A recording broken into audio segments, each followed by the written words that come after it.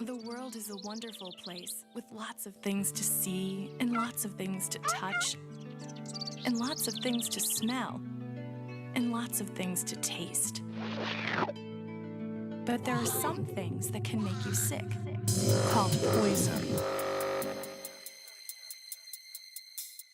Oh my, not a full-on danger alert, but there does appear to be an alarming increase in children mistaking medicine for candy.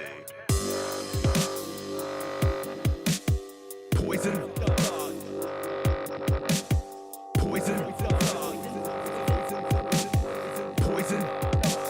Poison. Poison dart. Straight to the heart, mate. Now a sound boy won't partake. It's not a game. In no arcade, I shoot like a cupid. I'm causing them heartache. Cry me a river like your last day. I was a sinner, but that's in the past, mate. We don't talk no more.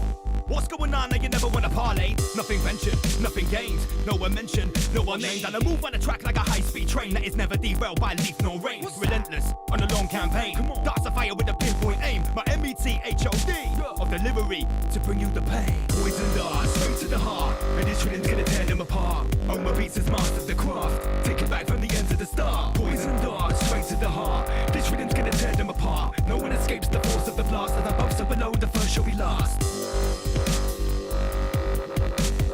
Poison, poison, poison, poison, poison, poison. Darts might tear through armored plates, accelerator alarming race, and wipe a smile off a charming face, then stop the war by disarming states. Like whoa, stop. Who broke the ceasefire? Grab the mic lead and choke the town crier. No matter what transpire, I slice through beef just like cheese wire. Rain on them with a heavy artillery, painstaking workplace, sick as delivery, leaving them seeking a seizure, bulging veins. Capillaries enter the bloodstream intravenously. Rhyme schemes invade you seamlessly. No vaccine, conveniently. Fatalities are occurring frequently. Poison darts straight to the heart, and this rhythm's gonna tear them apart. Oh, my beats has mastered the craft. Take it back from the end to the start. Poison darts straight to the heart. This rhythm's gonna tear them apart. No one escapes the force of the blast. As above so below, the first shall be last. Poisonous, new forms more lethal. Evil spawn infects more people. They write the law, so it's legal. The poison dart is a nurse's needle. Shot first from a GP's pen, chosen first from the DSM. To target women, children and men. So there's a remedy for defense. The reality gets much worse. Sick minds no method of avert. They painted the vaccine in the back of the purse. 6 months before the outbreak rehearsed. Think about it. Let's make things clear. Inside the mind, the final frontier. Our demise has been engineered, so seek the truth or succumb to the fear. Poison darts straight to the heart, and this rhythm's gonna tear them apart. Oh, my beats has mastered the craft. Take it back from the end to the start. Poison darts straight to the heart. This rhythm's gonna tear them apart. No one escapes the force of the blast. As above so below, the first shall be last.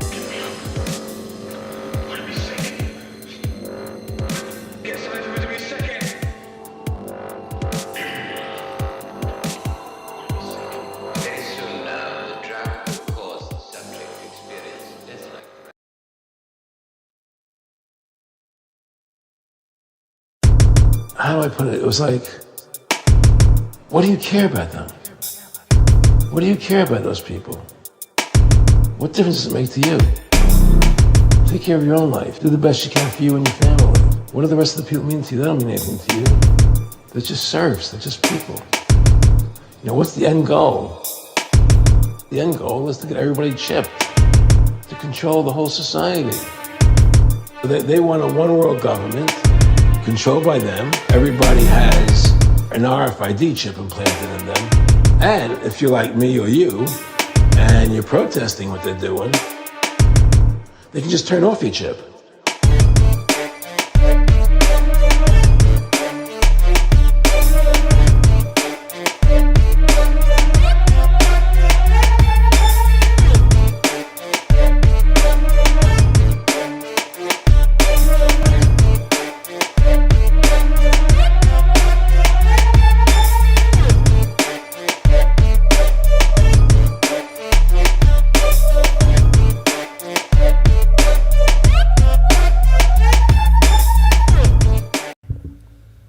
One, two, 33. Welcome back to the one and only. Rise above, generate, rise above. 1, 2, 6 million. What's popping, Andy PG? Word to you, Nan. Welcome back, everyone. It's Friday night. That can mean only one thing. It's Rise Above TV, your bi-monthly Friday night hangout for all sentient meat suit operators, all refugees from clown world that like to chew the cud over serious topics with a whole lot of dark humour. I guess that's a fairly good summary. All non-retarded peasants. Oh yeah, yeah. If you fit that description, you're gonna enjoy tonight's stream. So yeah, it's been 2 weeks since we've been live on YouTube, but as you know, if you're sub to our Patreon, we've been putting out a lot of extra content. So don't sleep on that. Tonight, Shout out to the Socialist Workers' Party and Stand Up to Racism. yeah, big shout out to those guys, big fans of our work.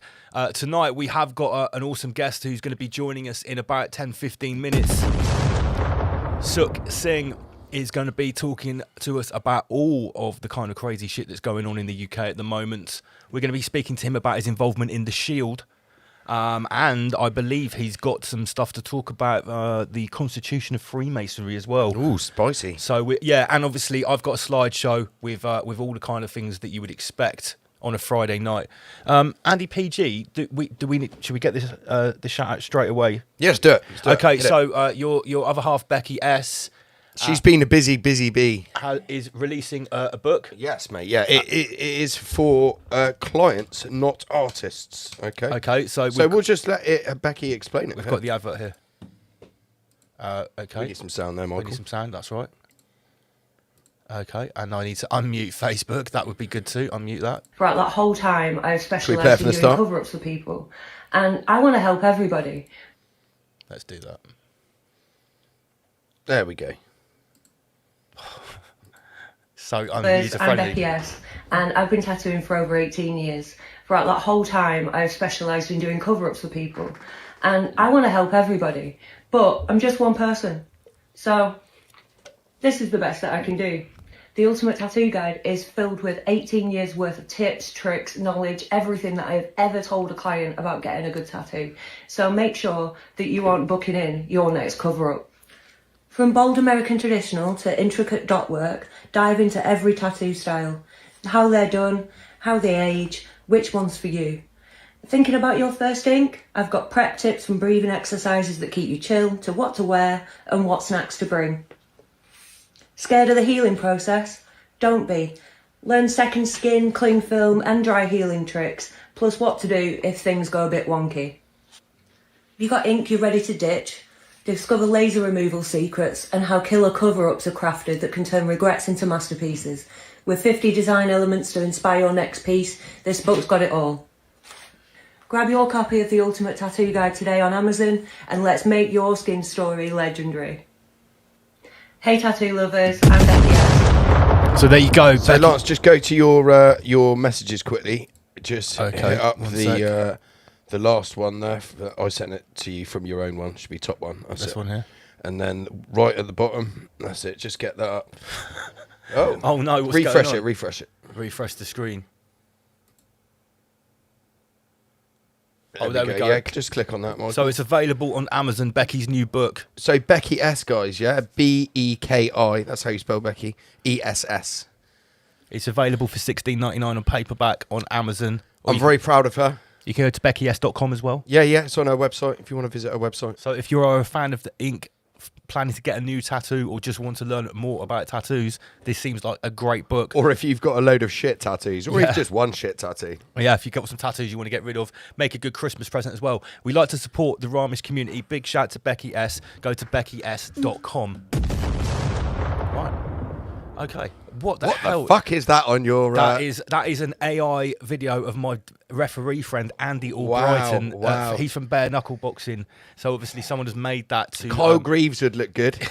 He would look good in It's coming. an AI Schwabery. Okay, so big shout out to our guest coming up very shortly. On the last show, we had Matt Houston, the Blade Runner. You can go and get that on the watch back. That's Rise Above 159.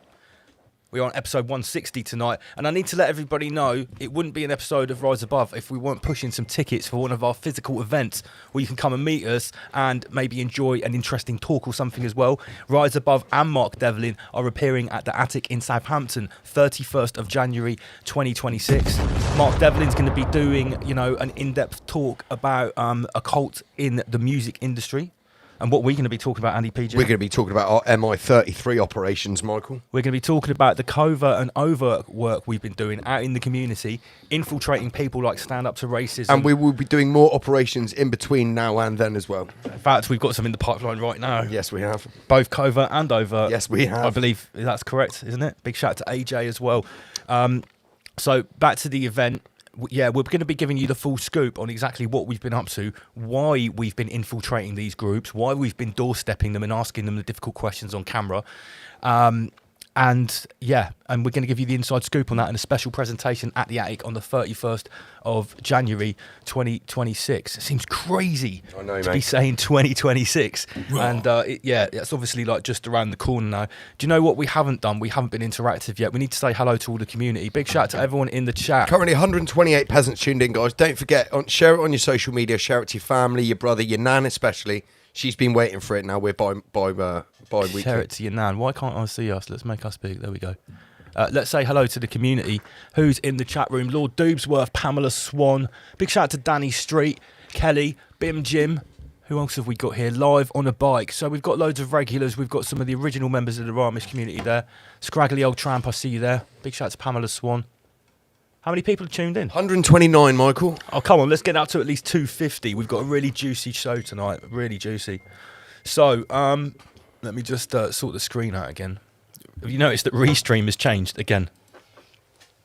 They're never happy at the moment. It's all different colours. So, as you can see, this is a presentation from one of our events, the first hotel weekend. It Rise Above merch shop, looking really cool there. Let me just move it down a little bit. Because the limited edition designs are going up on the website now. Word to Your Nan is already available. And these two, which are my latest one, the Black Cube Organisation word map, hand drawn by myself on the left there. You'll have to zoom in to get some of the details on that. And the Way of the Rabbit, that one was designed with a little help from AI. I'm not going to claim to have drawn that. Yeah. But it has been partially hand drawn. I like to get multimedia interactive with AI. I don't just slap it straight on the t-shirt. Of course, Word to Your Nan is available. Andy PG's original slogan there. The problem is you're a fucking retard. If you haven't got one of those. Yeah, let me just get the QR code up so you can scan it and go straight to the merch shop. Remember, guys, Rise Above isn't monetized. They will never monetize us on YouTube. I don't want that Jew money anyway. We have to fund ourselves. We do sell merchandise, and we also have Patreon, which we're going to tell you all about now. Patreon has been absolutely on fire recently. Big shout out to everyone that's been supporting us. It's only $3.33 a month or £3. And what do you get for that? At least 2 brand new videos a week. So much. So it's the quality of the content within it. Yeah. It's all about it's not about the the quality over quantity, but you're still getting 2 videos a week. Minimum 2 videos. Minimum. You dropped 5. We put out like 5 videos last week. But here's the thing, at the moment we're doing every other week on YouTube. That it might not always be like that. Took a bit of flack actually this week. Go on then, Andy PG. Took a little bit of flack from one of our long-time listeners and friends of the show, saying that we had sort of become essentially clown media, suggested we sell. Well, what it was, I shared a post. I know about the CIA shill. It was Joe Rogan, right? Now listen, I'm a syncretist.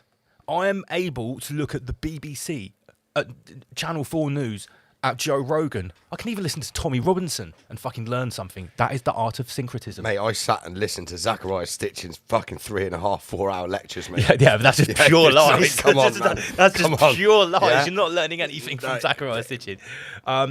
So should we...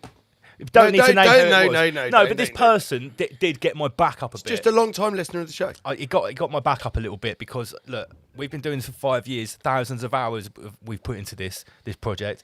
If I want to share a clip of Joe Rogan saying and it was some guy on Joe Rogan saying something basic. Here's the thing. Sometimes there's layers to this onion. You can't always peel the onion directly to the core. Sometimes you've got to say something that's very basic. I don't think it was Joe Rogan. I think it was... It was that CIA guy with it big was hair. the CIA, the floppy. It looks like Sideshow Bob. He was... I think they were a bit annoyed that we're not dipping into like the esoteric, occult, deep, dark occult stuff. But to be fair, we've done that for years. Like, if you want... Like, we've shared what we think is the the premium shit that you need to know. If you want to then go and specialise in Kabbalah or Freemasonry or something like that, then feel free to buy some books and research it yourself. Yes. But we're currently unwrapping a global psyop as big as COVID-19. We have consciously said that we are going out into clown world. We've gone to fucking migrant hotel protests to interview people. We've infiltrated the Socialist Workers' Party. I think that's what they were annoyed about, though, because we're doing mainstream things. But by doing this, the point is we're uncovering and explaining the psyop, which the entire West is being. It's no good us just constantly sat in the studio talking about the occult to ourselves. Sometimes we have to diversify a little bit. Sometimes we want to broaden our horizons and actually invite new people to watch Rise Above, and then we can rabbit hole them hard with all of the stuff that we talk about as a default. Not a lot of people have any interest in the occult, but they still know. Look, digital ID bad, Britney Spears tour bad. Yeah. So sign up to the Patreon, because there's no live next week on YouTube, but there is one on Patreon. Yeah. We'll be going live on Wednesday night at 8:00 for probably at least 2 hours. 7:30, Michael. We'll be doing 7:30. We go a little bit earlier, 7:30 on a Wednesday night. So yeah, sign up to Patreon. I'm just going to put the QR code on the screen. I don't see any reason why we shouldn't get our guest on in just a minute, actually. I've got a good show for Wednesday as well. It's going to be all about the digital ID and who's behind it, the working mechanisms behind it. It's quite. Oh, okay. You've got this plan. Yeah. Okay, so we'll do. It's going to be good. It's going to be a live stream, guys. All right, we'll zoom in on that on Wednesday on the live for Patreon. But again, guys, $3.33 a month. That's it. Yeah, and, £3 a month, $3.33. And we are investing in our content now, guys. We're paying professional videographers, editors to come out with us, like camera crew styley. This is where the money's going. We're not wanking the money either. We're buying tech and stuff. We're investing it straight back in the project. We bought covert listening and camera devices. Lance has just bought a laptop. I've just invested in a laptop so he can do more editing whilst he's on the road. And I can be scheduling stuff while I'm in Thailand as well. Yeah, so big shout out to everyone that's supporting us. Big up the Patreon, massive. Okay, I'm just going to peer over to the digital green room. Sukh, if you're ready to join us, give us a thumbs up, mate. That's a thumbs up. Ping. Okay, right. So here's a bit of context. A little while ago, we reviewed some videos. It was actually on Patreon of some people in the tinfoil community, truthers. Going after this new operation called The Shield, and especially the guy Chris Hargreaves that's behind it. And The Shield are a lot like Safeguard Force, who we've gone out and patrolled with. It's clearly racist. Now, people in the tinfoil community were saying all types of stuff about this guy, and we were reviewing a couple of the videos. Sukh is close with Shield. He saw our review and he wanted to reach out to us. He knows the top man, Chris, right? Yeah, and he said, I need to speak to these guys. They're asking the right questions, so I'm going to let him, past that, introduce himself. Let's welcome Sukh Singh to Rise Above. Hi guys, welcome to the show, mate. Well, how's it going, brother? Everyone. Can you hear us all good? I can. Awesome. Welcome to Rise Above, mate. We are live on YouTube, so you can imagine that does slightly restrict what we say to a degree, but we like to dance around those restrictions, use code words. I'm sure we can be inventive and we can speak freely tonight, Sukh. Now, the reason we've got you along is sort of because of The Shield, although we're going to be speaking about lots of other stuff as well. For those of the viewers that aren't familiar with you, introduce yourself and tell us about your involvement with The Shield. Well, it's really quickly. My name is Sukh. I'm involved in constitutional law and our fight to correct it. So I've got an understanding it weren't quite right around 9/11. The world wasn't run the way the BBC told us. And things weren't quite right. It wasn't to correct it. I started to cut across why is it done the people of it? What are English white? Why did English vote because when the BBC sort of reported that it's a right. Sorry. So we're just going to stop you there, mate. I've just got a message that there's a big echo. Yeah, people in the chat saying that there's an echo. I know why there was an echo. We were sharing the screen with the audio. Sorry, mate, but can you just start again? Because that would have all been garbled for the people that were listening. Sure. Yeah. Reintroduce yourself. Yeah, it sounded fine here, but people were hearing an echo at home. We've Right. sorted that Okay, now. cool. Yeah. Yeah, so really quickly, so my name's Sukh. I worked as a troubleshooting consultant in London. I had my own strategic consultancy. Around 9/11 time, realised that things weren't quite right in terms of the way that geopolitics is. And that the way that our mothers and fathers and the NHS and BBC had told us the way the world runs isn't really the way things happen. But it wasn't until Brexit that I started to realise that there is a fundamental solution in place, particularly in England around the English common law and the English constitution. So I started to use the critical analysis and troubleshooting skills that I operated in the corporate world and look to apply them to sort of problems that we're seeing across England and Britain, particularly over the last 5 or 6 years, since the lockdowns and since Brexit. Since the lockdowns, there have been a number of different organisations which have stepped up to try and encourage the English people to understand and then exercise their rights. At the beginning of lockdown, that started with an organisation called Guardians 300, which was set up by a retired army captain called Michael Stott, and Mick developed a number of programs for veterans that come out with PTSD or shell shock or battle fatigue, depending on how old you are. You'll have a slightly different term for it. And we went out helping people get out of the hotel quarantines, attend lockdown rallies, deal with police at lockdown rallies, have social events at their houses. So if you're having a birthday party and they tried to come and shut your party down, how do you deal with that? And just started to introduce people to the kinds of challenges that they were experiencing as a result of the lockdown measures, shall we say. Over time, that then moved into an organisation that came up with Phil McLaughlin. Some of you will have seen little Mikey, veteran, always with his beret and that. He was out at the rapid response with dealing with house evictions and stuff. There was a lot of him on TikTok. Mick from Coventry, Toby around the Kent area, all these lads going out and helping people where the bailiffs had come to either take their property or evict them from their houses. Often where people had lost their income as a result of lockdown, they were now in positions which they hadn't intended to find themselves in. But their families were now facing evictions and stuff, so it went out that rapid response were then looking to deal with bailiffs and evictions. Now in the last sort of 6 to 9 months, Chris Hargreaves has launched an organisation called The Shield. And The Shield has looked to go one step further. There were certain aspects when we look at helping people in vulnerable positions where there's a different risk profile.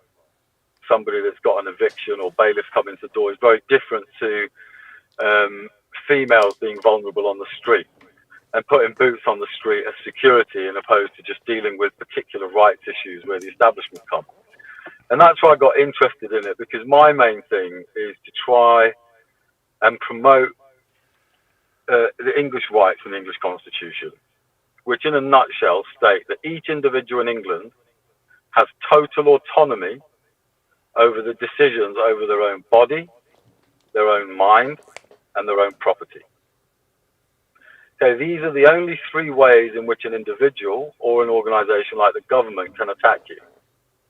They cause you any loss, harm, or damage. Basically, they can attack your body, your mind, or they can take your property.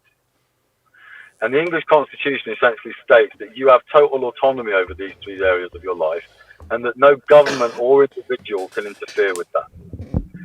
And the Shield steps in particularly where we look at protection over mind and body, where we've got vulnerable individuals in society looking to live their lives, express their freedoms, go out. And we have certain dynamics which have been created by the establishment, such as migrants in hotels, which we'll come on to later, I'm sure, where now people like Chris, the bikers, the military, the intelligence lads, the other genuine men around England and Britain are starting to stand up and take responsibility for the security of their loved ones. And as part of that, Chris and the team have put together what is a sort of what's known as a CIC, which is not a charity, but it's not a corporation, but it's a very controlled and restricted type of vehicle where it's not Chris can take the money and run off like people you see on road traders and stuff like that. The accounting and finance principles and rules around it are very different. Also, I've actually gone and stayed and spent time with Chris and the other people. I've been to the different areas because I kind of took it as a responsibility, as if people stand up to lead the nation in a particular area, then you need people like yourselves that will go out and do the due diligence, ask the difficult questions, and don't let people get an easy ride. So it's important that people, particularly in an environment like this, where it's a bit of a free-for-all, to be honest with you, that people ask those difficult questions. So we had it on Guardians 300. There were difficult questions. People had pops at mixed dot. We had it on Rapid Response. People tested the water. They tested the metal. You know, girls shit test the guys when they date them. Well, as we went out to engage the nation, people shit tested. You know, are these people genuine? Have they got skeletons in the cupboard? And Chris was part of that process when he set up the Shield. But I have spent 5 years. I haven't taken a penny for the efforts that I made. I've been completely self-funded. In all the efforts that we've done for everybody, I don't have a subscriber base. I don't have anywhere that you can really follow me. And I've done that to retain impartiality. I've done it so that, as I would have done as a consultant in the corporate world, I didn't have any affiliations to any corporations. I was completely independent. And that's what Smart move. Right, and so in this instance, in this playground, I've done exactly the same. Right, so I came with a little bit of funding and money from where I came from in the past, the corporate world. We've got allies out there, good guys like yourselves, everyone else that's working out there who can see what's going on. Not everyone can take the time on take the fight on full time. Sorry. So in some instances, people are funding us, letting us do what we need, keeping wheels on the ground and all the rest of it. So I've tried to engage with the different people, whether it's Chris, Mick, Andrew Bridgen, Mark Sexton, lots of different people out there. You know, even Tommy Robinson, Nigel Farage, having a look at the kind of things that they're proposing and having a look at whether the solutions that they're proposing free the nation or keep the nation in tyranny. Because that is fundamentally what matters as we get to these critical parts of this timeline, if you like, of this era. Is there are going to be lots and lots of people out there who sound like they're saying the right thing. And the closer that we get to the end game, the more that these people are going to sound like us, look like us, smell like us. So our critical thinking and our analysis and our discernment has to get more and more refined as we start to go through it. So this isn't about, do I like Tommy Robinson, or do I like Andrew Bridgen, or do I like Chris Hargreaves, or do I like Mick Stock? It's not important whether Sukh likes these people or not. What's important is if the solutions that they are proposing set people free, or whether they hold them in the tyranny that we're currently in. And so the time that I spent with Chris was really having a look at that. Chris is a really upstanding guy, right? He's really sound geezer. He's got a good relationship with children, with his sisters, with his friends, everyone else. Very healthy. Yeah, he's a big lad. He's worked the door since he was 14. He's a Manchester lad. So, you know, he's a proper bloke. He's not a soy boy. He probably offends people just the way he looks. Do you know what I mean? Because a lot of people like that at the moment. But these guys are out there. They're not taking any money for anything. And they're trying to help people protect their minds, their body, and their property. And this is a great threat to those who are operating in the human trafficking and the darker arts, shall we say, of the underworld at the moment.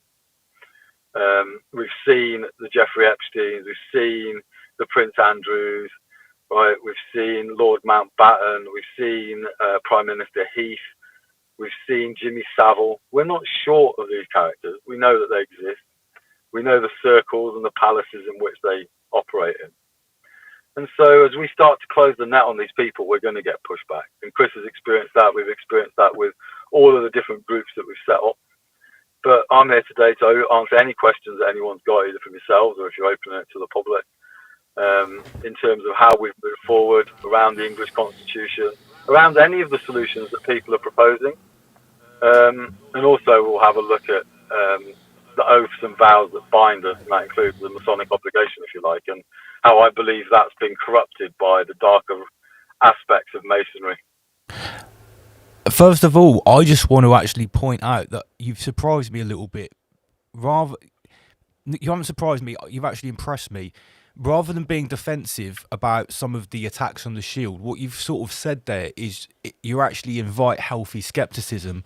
You actually think that that's good because in the times that we're in now, like you say, there will be people that are saying things that we agree with, saying things that we like, unveiling truths that we think need to be unveiled, but they're not necessarily on our side and not necessarily our friends. So I just wanted to point that out. That I'm quite impressed that you've actually come with that approach. First of all, many people might have come on and be a lot more defensive.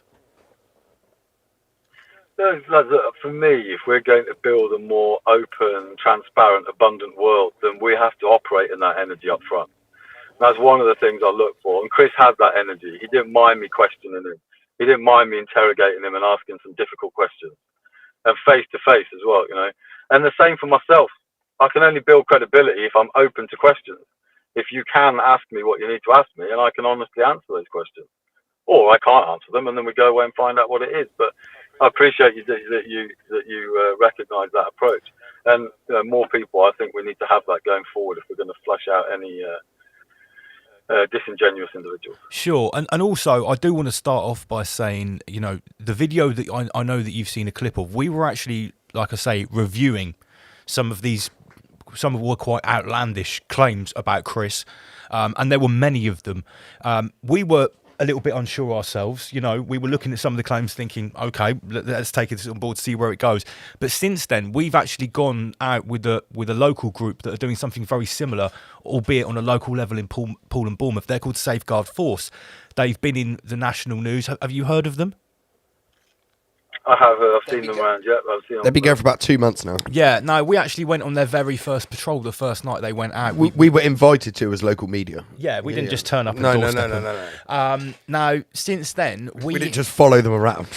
we have watched on social media people literally coming out of the woodwork to attack these guys. There have been all types of accusations. The first one was a bunch of white, middle-aged, racist men, when there were women there and non-white people. Racist thugs. Yeah, ridiculous. Thugs.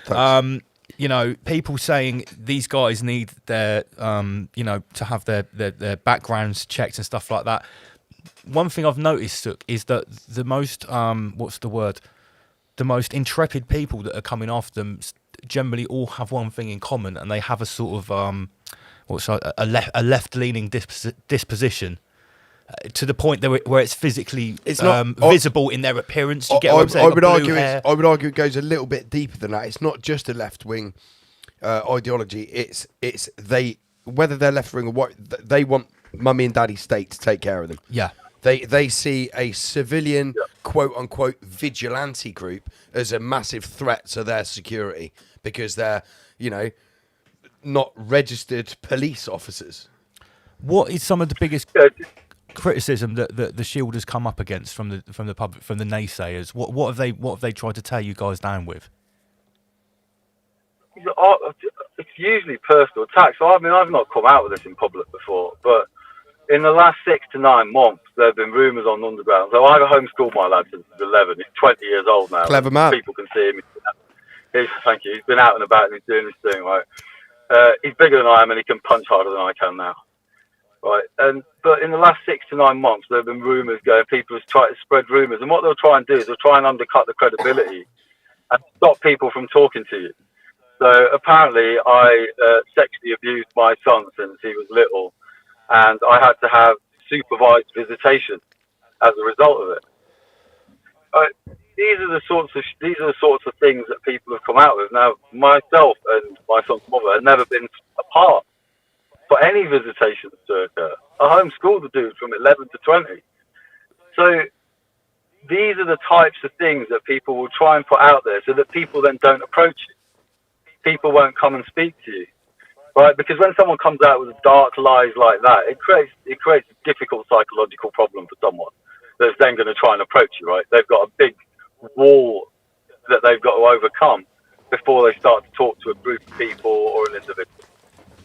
Right, similar things have been spread out there. People are stealing money. People have been fraudulent. And there are fraudsters out there. there are people stealing money out there. There are people charging for services that they can't deliver, like getting your mortgages cancelled and stuff like that. But in this particular instance where we've got people who are out there, they're simply trying to help people. You can tell when people start to come out with the bullshit because it's quite easily disproven. Obviously, Chris has had lots of stuff thrown at them in terms of from a money perspective. People said that they're shills. People said that he's committing fraud. Now, it does cost money to put people on the street. Sure. It does cost money for people to have uniforms and stuff. So I think nominal fees for trying to get people on the street isn't a big deal if someone is transparent with their account. So with Guardians 300, people said that Mick was trying to fleece people. So we publish the accounts online every month. Simple. But a bit like you said earlier, it's about opening yourselves up.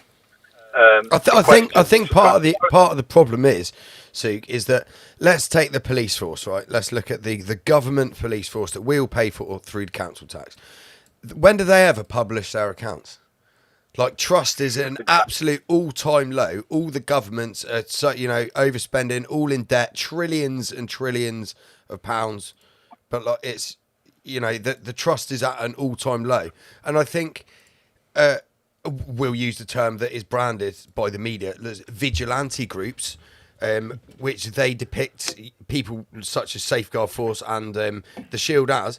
They're concerned about who, like the truther community, the conspiracy theorists. They're like, well, who's funding these people? What are they doing with the money? And I think there was a lot of speculation about the property, which. Let me just ask, what was the membership for the Shield? Was it like £20 or £30 a month, something like that? Yeah, something like. And there's different things. They had different tiers. Okay. Depending on how involved you want to be, right? But one of the things is, one of the things, lads, is a lot of the people that came out to attack the Shield have been around in this sort of movement for about 5 years. Now, when we set up Guardians 300 and Rapid Response, there's no membership. There's no sign-up. There's no registration. Because as English men and women, and I'm talking that from a resident perspective and a shared values perspective, right? As English men and women, we have exactly the same power, exactly the same authority as a police constable in uniform. There is no difference. If I walk out now on the Manchester city centre and I'm walking the street and there's a police constable next to me, there is no difference between what I can do and what that police constable. I think the only difference we've got a guy we've done a bit of work with on the show and some collaborations called Graham Moore, and he talks about the English Constitution a lot. And he said in one of his presentations that the only difference is they've got a warrant card. The police have got a warrant card. They're part of an organised gang. Yeah, you're just a freelancer, basically. Completely right. So they have a warrant card because and the reason they've got the warrant card is because they've taken an oath to serve the public. Yeah. And right? he said that's literally the only difference, that you've got exactly the same powers as a policeman, but they've got a warrant card, that's the difference. And Graham's spot on. He stayed with me for 4 nights, actually, when I was in Kent at the farm, November last year. Right, so I know Graham, and he's absolutely spot on. So when we did that, anyone today can go out, groups can self-organise and go out and walk the streets and exercise their rights and support other people. There's no money involved. There's no registration involved. You just operate under the law. So my question to those people that were knocking the Shield and don't want to do it, and I'll explain why the Shield is unique out of these offerings at the moment. Why didn't those people go and do it for free? Why didn't they operate under the Constitution and the law? We've been doing it for 5 years. We've been going out there asking for volunteers, people to come and join those groups. So exactly as you said, all of a sudden, all these people come out of the woodwork with all these reasons why they don't want to work with the Shield. But we've set up other organisations, people, who don't want to operate in a legal jurisdiction. So there are many solutions out there for different people. But what the Shield wants to do specifically is it is looking to make the streets safer, and it's looking to also gather evidence and information and then deal with those in legal courts. For that, they need a legal construct. And that's why the Shield has been set up as a legal organisation instead of a lawful organisation like Rapid Response and like Guardians 300 would. Now, just really briefly for the listeners, difference between legal and lawful. The law are what your rights are. That's what the Constitution tells you. The law and your rights essentially come from above. The Creator, nature, God, however you term or label that top level that created all that is, was, and ever will be, to use Alan of Salisbury's term, right, is that each of us has total autonomy over our body. What we want to eat, drink, inject, smoke, whatever is entirely up to us. However we want to think, worship, love, express ourselves, freedom over our minds, and freedom over what we earn, the fruits of our labour, our property. These are the three things that sit in there. I can tell you're a fan/student of Mark Passio's work, Sukh. 100%. Yeah, definitely. Good man. Passio's a legend, 100%. And a lot of the homeschooling I did was based on the Trivium Quadrivium education. I'm sure it was. Yeah. Right, so 100%. So that yeah, no, well recognised, you should have respect. So as we go through that, the law states, and it states freedom, that you can do whatever you like as long as you don't cause anyone else any infringement, any loss, harm, or injury. So you're free to do anything unless it states otherwise. That's how the law works. That's the definition of freedom. A legal system says you can't do anything unless we give you permission, right, a license, right, or grant you, whatever it is that we need to grant you. So it's like it's permission based rather than freedom based. Exactly, right, and it's like, for the geeks amongst, it's like a firewall has whitelist and blacklist, right? So you can either do anything unless it's blacklisted, which is the law. It's clearly you can't racist. do anything unless it's whitelisted. 100%. I love racism. I think it's awesome. It's one of the funniest things going. Right? Okay, so people who don't appreciate stereotypical, they haven't got a good sense of humour. You know what I mean? Very true. People have to understand context. That's part of the trivium. Humour, context. Humour means it's a joke. So we can laugh at it and we don't have to take it seriously. So blacklist and whitelist. So that's the difference between freedom and tyranny. And there's a reason that these two systems exist. Because the law is there to govern living men and women that have a conscience. So they deserve freedom. The legal system there is to govern non-living entities. Right? By that, I don't mean ghosts and zombies and stuff, ghosts and that. What I'm talking about are like corporations, charities, businesses. They are non-living. So they can't do anything unless you give them permission. An android in the future would be a non-living entity. And it makes sense. A computer can't do anything unless you tell it what to do. It's a computer program. Right? It doesn't have a conscience that it can stop off. So they're the two systems. And so Guardians and Rapid Response look to empower people and uphold the law. And the Shield is looking to protect people and control using the legal system, start to put the legal aspects in place so that we can have protection in both jurisdictions, if you like. So when what you're saying there is kind of indicating that the Shield isn't like just to put boots on the street to stop people being mugged, stabbed, assaulted, whatever. You're actually looking to take it legally a step past the prevention stage. Am I getting that right? Yeah, if you have a look at the way that Chris explains it, and on the website, and that it goes through, they've got the three different types of teams. They've got the guys on the street, they've got the vanguard teams that go into businesses, particularly businesses that might be getting directly or inadvertently involved in these types of operations, to warn them of the type of activities they might be in, to help them get out of it. And so they're looking to create a complete ecosystem. It's not just about eyes on the streets, it's also about a more holistic protection system. If the police and the intelligence services were being commissioned to do things in the interest of the people like the Guardian, Rapid Response, and the Shield wouldn't have to be there. But as a result of there being a clear gap at the moment in people being able to protect the nation, the men of that nation have to stand up. No, I can't disagree with any of that, and this is in total parallel to the massive support that Safeguard Force are having, Bournemouth has gone from being a very safe, nice seaside resort to a third world shit pit. But it has the problems of the large cities do now, without any of the enforcement, and a lot of people are very much behind it. Now, Safeguard Force have come under some very specific criticism, and I'm going to assume that the Shield has as well, that it's basically a gang of thugs that are going to target people from migrant hotels. Now, Safeguard Force have made their position clear on this. They're to protect everyone from any threat. What is the Shield's including illegal migrants? Including illegal migrants. What's the Shield's position? Has this started because of the rise in sexual violence against women from immigrants, migrants?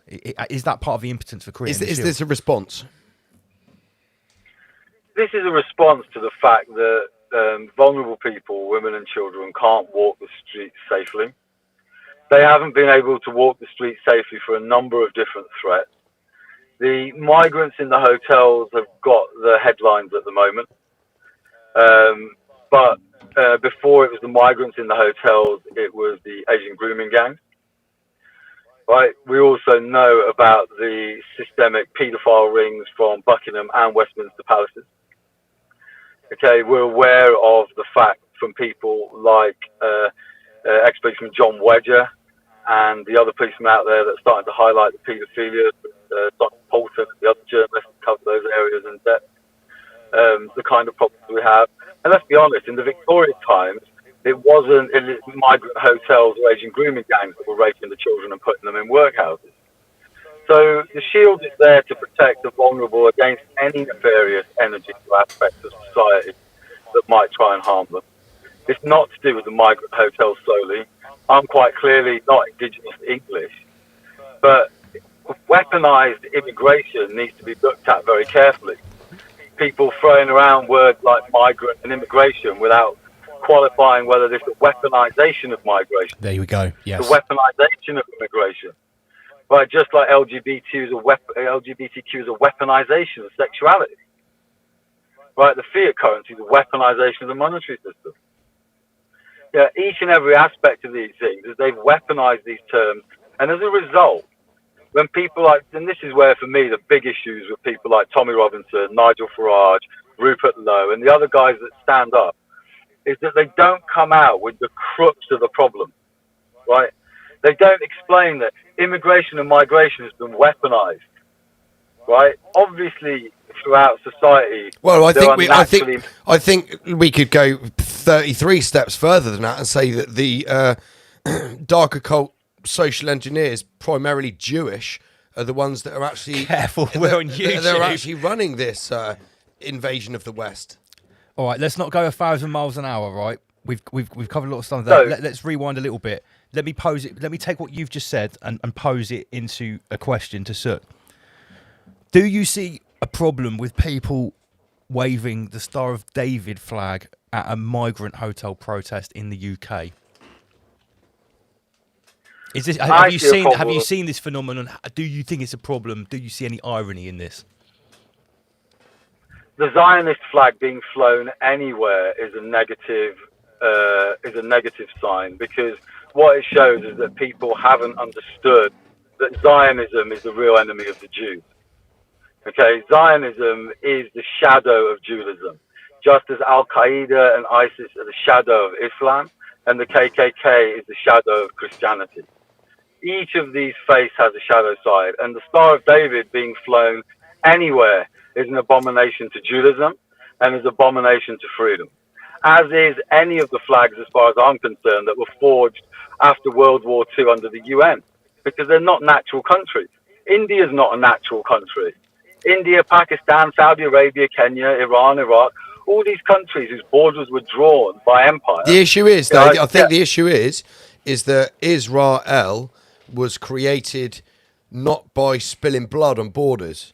The British essentially went in there and gave it to the Jews, the Ashkenazis, the Khazars, and there was, Rome or something like that, when they went to conquer land, they did it by blood. That, World War II and stuff like that, it was done by blood, and whatever land was taken by blood, like everyone's just got to suck it up. The end of the war's done, the borders are drawn, whereas Israel was given as a package. That's the difference. It was, but brother, if you have a look, actually, Israel was forged through Zionist terrorism. Of course. Because what a lot of people don't is that, and they were killing British armed forces, absolutely, and American armed forces during World War II. Yeah. During World War II. Yeah. And so these things are washed over now. Now I have rabbis that I follow. I have imams that I follow. Okay, if we have a look at Rabbi Satmar's legacy, the true Torah Jews, they are completely against Zionism because they understand that Zionism is an abomination. It's blasphemous to the great Torah. Right? When Thomas Herschel, who's considered the grandfather, founder of the State of Israel, wrote to the global rabbinical institution of the time and asked for their approval and their blessing for the creation of the State of Israel, the global rabbinical institution denied them that blessing. And they explained to them that a State of Israel is blasphemous to the Judaic religion. You can't do this because it's a nation state, a corporate nation state. And it goes against the teachings of the Torah to do that. And you know what, lads? The other thing that people don't realize is actually the Torah and the Quran and the Bible, Gospels, all three of them say exactly the same thing. All three of them state that it's a one-state solution, a one-region solution. All three books state that the true custodians of the Holy Land, it's not Israel and it's not Palestine. It's the Holy Land. That's how it's referred to in all three books. So if people are going to use the ancient text to justify their actions, then we should use the ancient text to ratify those justifications. Right? All three texts state that the true custodians of the Holy Land are the righteous Jews. The Quran also states that. And in the translation book in English called Jerusalem in the Quran, Sheikh Imran Hussein explains that translation from the Quran. That the Quran states that the righteous Jews are the true custodians of the Holy Land. That's why you'll never hear anyone say Hamas wants to exterminate all Jews. You will hear them say Hamas wants to exterminate the State of Israel. There's a difference. Yeah. Right? Now, the other part of it is, then we go to Gospels, and in Gospel it states in Revelation, those who call themselves Jews but are not are of a certain type of synagogue that belong to a certain type of individual. Yep. Which, because you're on YouTube, I won't say it. Thank you. Yeah. Thank you. That's all good. All right, so it states that in the three texts. So if the three texts state that, and the holy men, when they sit around, can agree that, then someone needs to ask who's driving this agenda that's going on in the Holy Land at the moment. Yeah, I think you've made a very good point there. That it's maybe a little bit more complicated than is first observed. Completely, and so it's abomination for anyone to be flying a foreign flag at the migrant hotels in England and Britain on an ethical and principle basis. Right? Firstly, I did a deep artificial intelligence analysis using Grok and ChatGPT on the breakdown of the migrant nationalities who are in the hotels. And I can share that. I can put that in the link so you can put it on the website. Came back with a full thesis. I then asked it, those nations that those migrants have come from and the breakdown of those migrants proportionally, how does that relate to where our British armed forces, the military, are most active? I saw you making a post about this, and it was very detailed with a lot of receipts. Yeah. Now, right. What was the correlation? It's a direct correlation that where our armed forces are, these guys are being imported from there. And I suspect they've helped us, or they've done some nefarious stuff over there, which they shouldn't have done, because our guys shouldn't be over there. Right, so let's just get this straight. We're not actually talking about places that are official active war zones. We're talking about other countries where there is no good reason for armed forces to be. I was looking at some stats the other day that there some of these countries that these migrants are from, there is no reason to have migrants from these countries. Georgia. I've been to Tbilisi twice recently. It's beautiful there to go on holiday. But so is There's this no the reason same for Georgian migrants. But so is this the same for the Americas as well? because the USA border's been like, there's so many people coming up from South America. I think the situation in the US is much different because of the geographical situation there. But so what you're saying, Sukh, is that you think that there could be some collusion with British armed forces or special forces that are, you know, in some sort of maybe black operation somewhere they shouldn't be, using locals, informants, snitches, insurgents, and you're saying that these men could be that? Mate, we've had close to 1 million in. Completely. Look, there's actually a really good documentary on YouTube called The Four Horsemen, and it's made by an organisation called Renegade Inc., who are all ex-Wall Street and government-level financial advisors and economists. And in it, they explain how an economic hit is done on a country in order to bring it to its knees, so that the NATO subcontractors can go in and make the money. We're familiar. Now, we're familiar. Yeah, sure. Now, going back to the remark you made earlier about a particular tribe, right? If we have a look at something called the clergy plan or the clergy plan, depending on how people want to phrase it. Everyone tuned in will be well up to speed with that. Right, fantastic. Right, so that's good. You've got a good audience then. Right, so the clergy plan shows early on that there is going to be a clear agenda and effort made to bring a Judeo-Christian West into a civil or a war situation with the Islamic East, and the two essentially wipe themselves out. And we can see that in action. Yeah. Right, we can see from World War II, I wouldn't be here if partition hadn't happened in Punjab, right? If our farms hadn't been split up and the families hadn't been put across and Punjab hadn't been put into what was essentially economic poverty, what was the richest state in the North, in South Asia, then I wouldn't have been brought here, right? My granddad wouldn't have caught the train here, whatever it was, right? Similarly, these economic hit jobs are being done around the world and then people are being brought here. Absolutely, it's deliberate. Absolutely, it's coordinated. And the reason you really know that is because people like Nigel Farage and Tommy Robinson aren't telling you the pattern. They're not telling you, oh, by the way, there's a correlation here. Why don't we just bring our lads home and send this lot back? That's a very simple solution, right? I think it occurs to most people if you suddenly explain to them where these people have come from and why they're here. Yeah, I don't know if you saw or got a chance to have a look at the little clip where I got called in to do a little talk with John Waters from Ireland when he was in Ledbury. All right, so I'll just give you a quick summary of that. But the male in the species considers suicide, is driven to suicide under two particular scenarios, right? The male species is designed to consider suicide either where his territory and ability to provide comes at existential threat, or his ability to have sex and reproduce comes under existential threat, right? The ability to gain territory and provide, or sex and reproduce. And you can see this a little bit when you see the high rate of suicide in farmers in Punjab and everywhere. It's because they have a spiritual connection to the land. And when that comes under threat, their territory comes under threat, their ability to provide, naturally, that is where they go. Now, what if they weren't to choose suicide in those two situations? What if they were to try and go for forced survival? They would have to turn to crime in order to conquer territory and resources. And they would have to turn to rape in order to reproduce.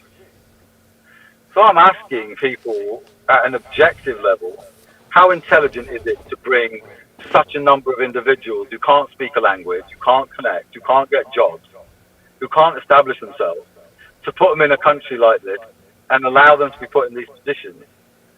You know, my question to GCHQ and the military is, how is that not deemed a national security threat? I totally agree, and this is something that I pointed out. I was asked to do a presentation on, I don't know if you've heard of a show called Archaics, Jason Brashears. We did a presentation on there last year in August about what was happening in the UK off the back of the race riots and everything. And I said something very similar to what you've just said. And I said, you know, it doesn't take the greatest social engineer to work out that when you import large amounts of young, virile, disenfranchised men from broken states and war zones that are already... These countries fucked up. Yeah, that are already more accustomed to violence and to hardship, You not only do you put them in this situation, you're putting them in a situation in a Western democratic society which has very different approaches towards women. The same society that's also funding Israel through our tax dollars, that is blowing up said regions, causing, it's just an absolute recipe for disaster. There's no other way to look at it. And it's quite deliberate. Weaponized immigration is something we've been saying for months and months. It's Sorosian. We call it the Sorosian Caliphate. Yeah. Or Soros Vikings, Completely. Radical mariners. So you mentioned Tommy Robinson. Let's get some juicy slides on the screen. As our viewers are aware, he's called Tomek Rabinstein here on the show. So Lance has just put up her post here. Lance, just hit it. For anyone really in the know, the word on the street is that Tommy Rabinstein is an Israeli shill. We've all heard it. That word has been on the street for a very long time. Some of the receipts that previously have been shown to us was the 5,000 a month from Rebel Media, Ezra Levant. Ezra Levant, liberal Jew. Now, people could argue, many people work for that media company. That doesn't mean you're a Mossad shill. Well, how many people get a state visit to Israel, literally paid for by Netanyahu and the Likud party, or whatever they're called? He's meeting with the special death squads of the IDF. I forget the name of the Let me tell you, unbelievable. I forget the name of the special death squad he met up with today. What do you make of this, Sukh? Is this just rubbing it in our faces, or what? Absolutely. Echo again. Oh shit! Sorry, I need to. Careful, Michael. Let me just unshare the screen. 1 sec. Remove. Unshield the screen, and then I'll share the screen again without the audio. That's what was creating it. That was. 1 sec. Yeah. So, rubbing it in our faces. Right. So a little bit, completely at the moment. There's no question that Tommy Robinson out in Israel at the moment doing what he's doing is to show that there's a clear connection there, right? He's got a special relationship with Israel, and that's quite evident. Now, Tommy's a difficult one because his real name is Stephen. So you then have to wonder, is Stephen a good English lad that got taken in naively by a geopolitical giant that's absorbed him, and now he's essentially hijacked? The one reason that I give Stephen the benefit of the doubt and always throw Tommy under the bus is because I do have a clip of Tommy in an interview with Fresh and Fit in America, where after the YouTube interview is finished and he's on Rumble, he actually states that the greatest threat to England and Britain isn't Islam, but it's the globalists, and that Christians and Muslims should unite to defeat them. Right. How old is that clip? Last year. Oh wow! But that's and he's on. So he's that's on with Myron Gaines, yeah. With Myron Gaines, it's on. It's on my. I took a short of that clip. So that's. And I put it on my Rumble account. The problem is, right. Tomek Rabinstein is still shilling when he's saying that. He's still being a little Jew because he is. Because the globalist, well, what is that? That's the Jewish takeover of the fucking world, essentially, is what it is. But he is definitely operating that Zionist agenda. And it is a Zionist agenda for me because of Rabbi Satmar's legacy and the fact that they call out Zionism as the true Jews. And they burn the Star of David flag. Because the Star of David I've seen them do it, yeah. Yeah, they really understand it. They get the Holy Land is supposed to be about that. So so Sukh, like how Jewish should we get? Should we talk about the Iranian crypto Jews, the House of Saud, because they're like everyone looks at Netanyahu and says like he's the head of the serpent when it comes to the Jewish problem. Why is it that all of the big leaders of the Muslim world don't attack Israel? Why do they side with Israel? Yeah, because when this chessboard was set up at the end of World War II, they made sure that when the empire left, they made sure they put their agents in all of those surrounding nations so that they could execute the agenda that they had in their mind. all of those people are not indigenous, native patriots of those areas. They are agents that have been put in place. And if they go rogue, like the odd one has, like Saddam Hussein or Colonel Gaddafi or whatever, then they get dealt with accordingly. But ultimately, they won't go against who are essentially their family. They're all cousins at that level, to be honest with you.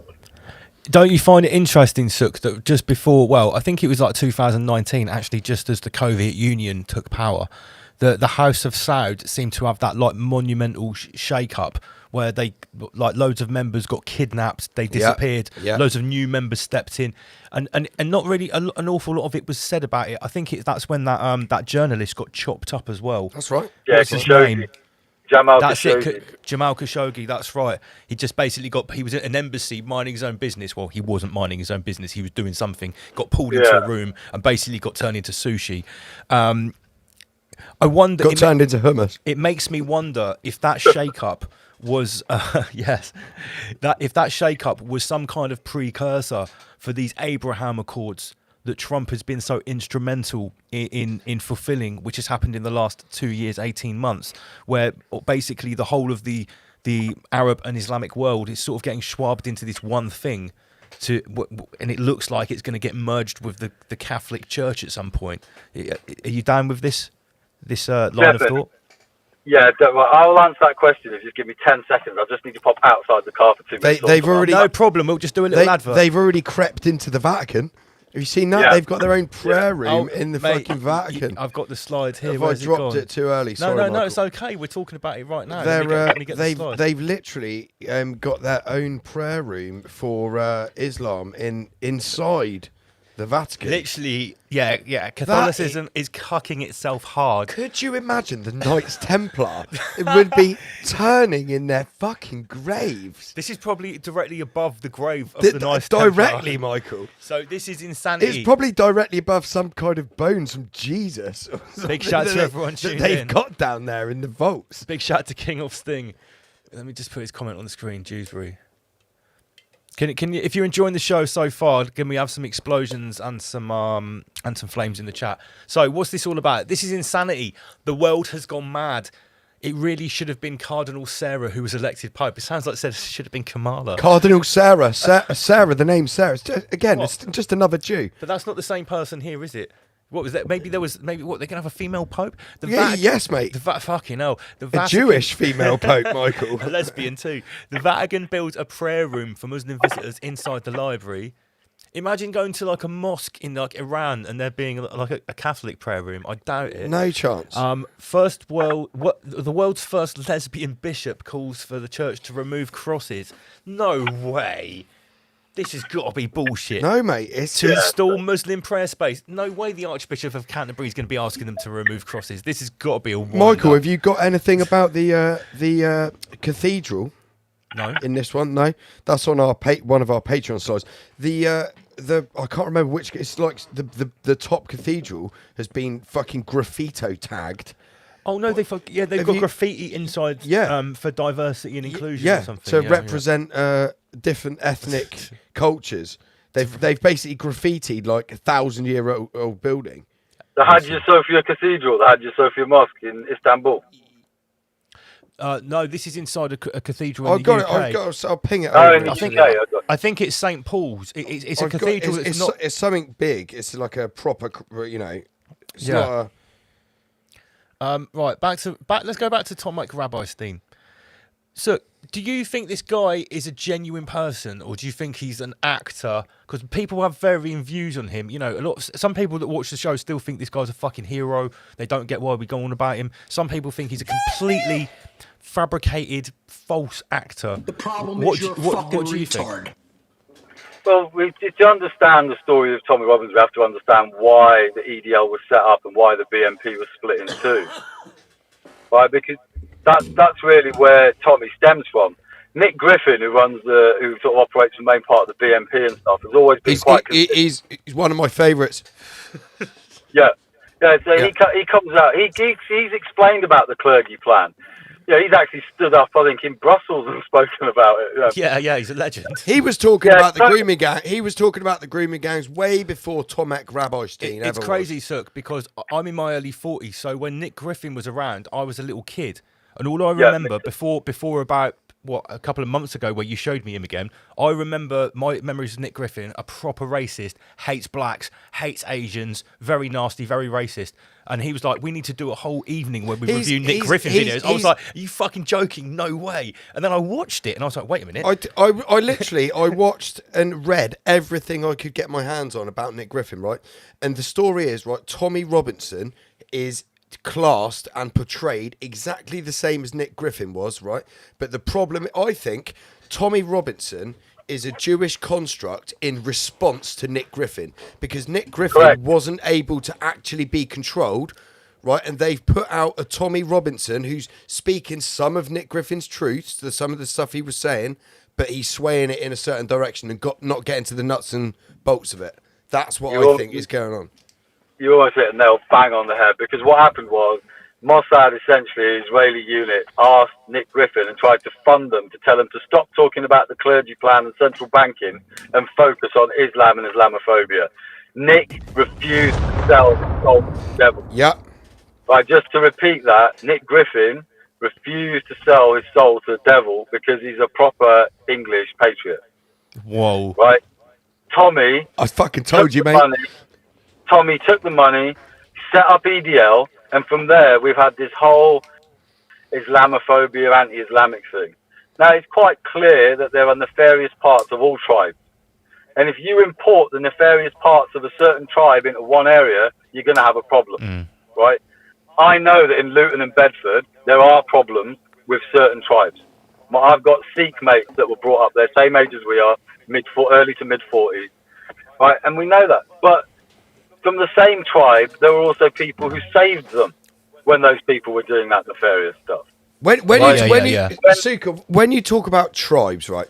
So we haven't showed this on our Patreon, but I did mention it. I spoke to you about it, and I thought we might do like a little 15-minute show of it. You know Ben Habib, yeah, the Pakistani English. He was born in Pakistan. I think one of his parents is English, one of them is Pakistani. He's very English. He's very he loves England, and he's the head of. He's a white supremacist, isn't he? No, he's not. That's what they say about him. Yeah. It's again retarded. He's the head of Advanced UK.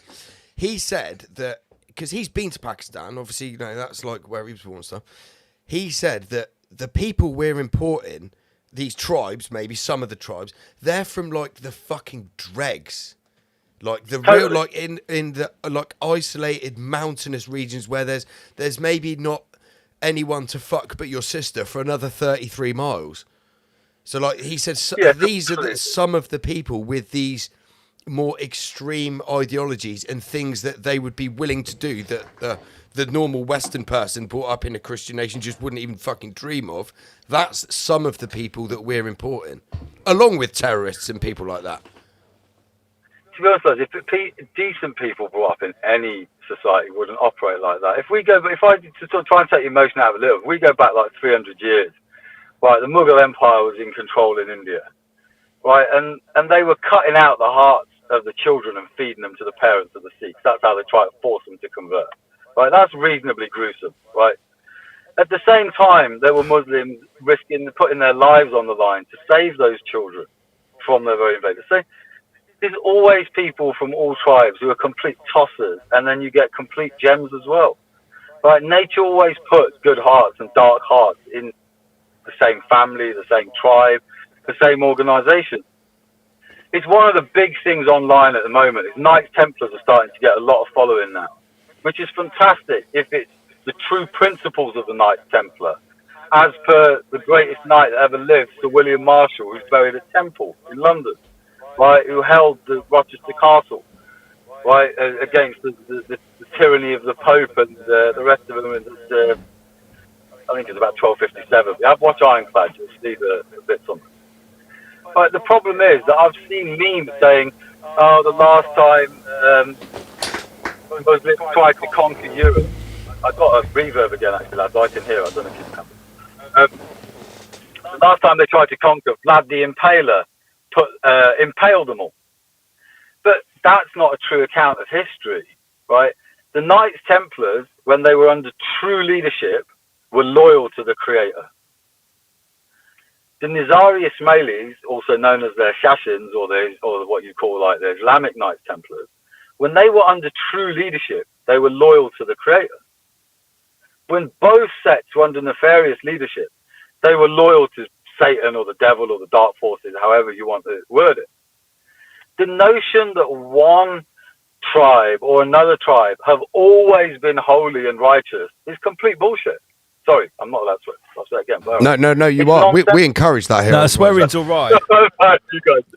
Right, it's nonsensical, right? Because that isn't how it works. I refer to it as a militia of heaven, right? And the militia of heaven has the true souls from all tribes in it, right? Those people come, and certain tribes have more or less propensity to do that because they have smaller or larger tribes. But you're absolutely right in that the people that are being imported are the dregs of society. And if people want to understand how that works, watch Scarface and watch what Cuba did to America when they emptied the prisons. Yes. But the problem Yes. is, like real weaponized migration. I think you Real weaponized when you migration. say the dregs of society to someone that's brought up in England, right? They think just people who are poor. These people, some of them, are like fucking willing to do some really bad shit. Well, let's face it. In England and in many Western countries, we have an underclass. People that are below the working class that are transgenerationally either unemployed or involved in crime for most of their lives, and they spend their lives in and out of prison. We have an underclass in this country that has been established for 50, 100 years, right? Let me finish. Yeah, go on. That's in a developed Western country with a welfare state for you to fall back on, for you to semi-subsidise your and life good infrastructure of either doing nothing or petty crime or benefit scrounging or whatever. In countries that don't have that safety net, the people that are in that underclass, they have to survive in a completely different way, which would, by its own nature, involve much more violence, much more crime. So when you bring them into a place that also has the safety net, don't think that those other behaviours aren't going to come along with them. For sure. That's just standard understanding. It's human nature. Yeah, absolutely. It's what you know. You bring it with you. Yep. But like we're talking about Tommy Robinstein and like the Islamification of the West currently, right? So you could go further than this because, in my point of view, everyone, right, is absolutely hated. It's pretty almost trendy now to be anti-Semitic, right? It's all over the social media everywhere, especially with the young people because they've seen all what's been happening in Gaza and stuff. I would argue that a portion of this is being done because the Jews, they see themselves as a separate race, don't they? A separate ethnicity to white people or African Americans or Africans, whatever. The more liberal, the more diverse the world is, all the countries are, the more they'll be accepted. Do you know what I'm saying? If they flood if everywhere's just multicultural and ethnic, many Israeli spokespeople, NGOs, think tanks, and rabbis have openly said exactly what you're saying. Yeah, that multiculturalism is the friend to Jews because it helps to stop anti-Semitism because they don't stick out so much. Because the hatred for what's been seen the last just over 2 years now with what's been going on in Gaza, they're like the hatred for Jews is gone to an all-time high. Yeah, and so they're not accepted. But the more diverse every country is, they have. Well, if you accept black people, you have to accept us. If you accept white Christians, you have to accept us. If you accept Hispanics, you have to accept us. Do you know what I'm getting at? Let me pose this into a question for Sukh. Sukh, do you see the imposition of of Israel versus Gaza being like overlaid into British culture, into our problems here, i.e. the left-right divide? Have you seen that, and do you think that's organic? How do you feel about that? Definitely. The reason they have to keep the Holy Land as a two-state solution at war between Gaza and Israel is because it sets the blueprint for the tensions around the rest of the world. If the Holy Land was allowed to be left in, they wouldn't have a narrative to create these problems they have around the world. Right? That's why they have to keep that Garden of Eden in turmoil. Otherwise, if that settles, everywhere will settle. Right? And I know that, there are various efforts around at the moment, and some people will use the term, we're saving Israel till last. Right? And there's a reason that if you were going to do an operation like that, you would have to leave it till last, because that's where all the roads end up. They all go to the Vatican, and then from there, there's a tunnel to Tel Aviv. Oh, so you've inadvertently dropped a little bomb there. You've said saving Israel to last. That sounds a bit Q-ish to me. Yeah, sure. So there's lots of different takes on where we are in the current period of this time. Did you say Q-ish? Yeah, I said Q. Not Cubish. No, Q. Right, Q. Yeah. Q. Q is in QAnon Trump. Yeah. Stuff, right? So PSYOP Central. Yeah, sure. And everything's a psyop, right? And some of those psyops are positive psyops, and some of them are negative psyops.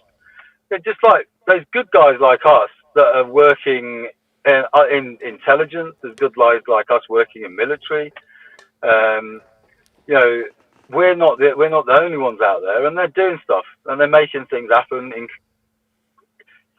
in coordination loosely with people like the Shield, Rapid Response, Guardians, you guys, us.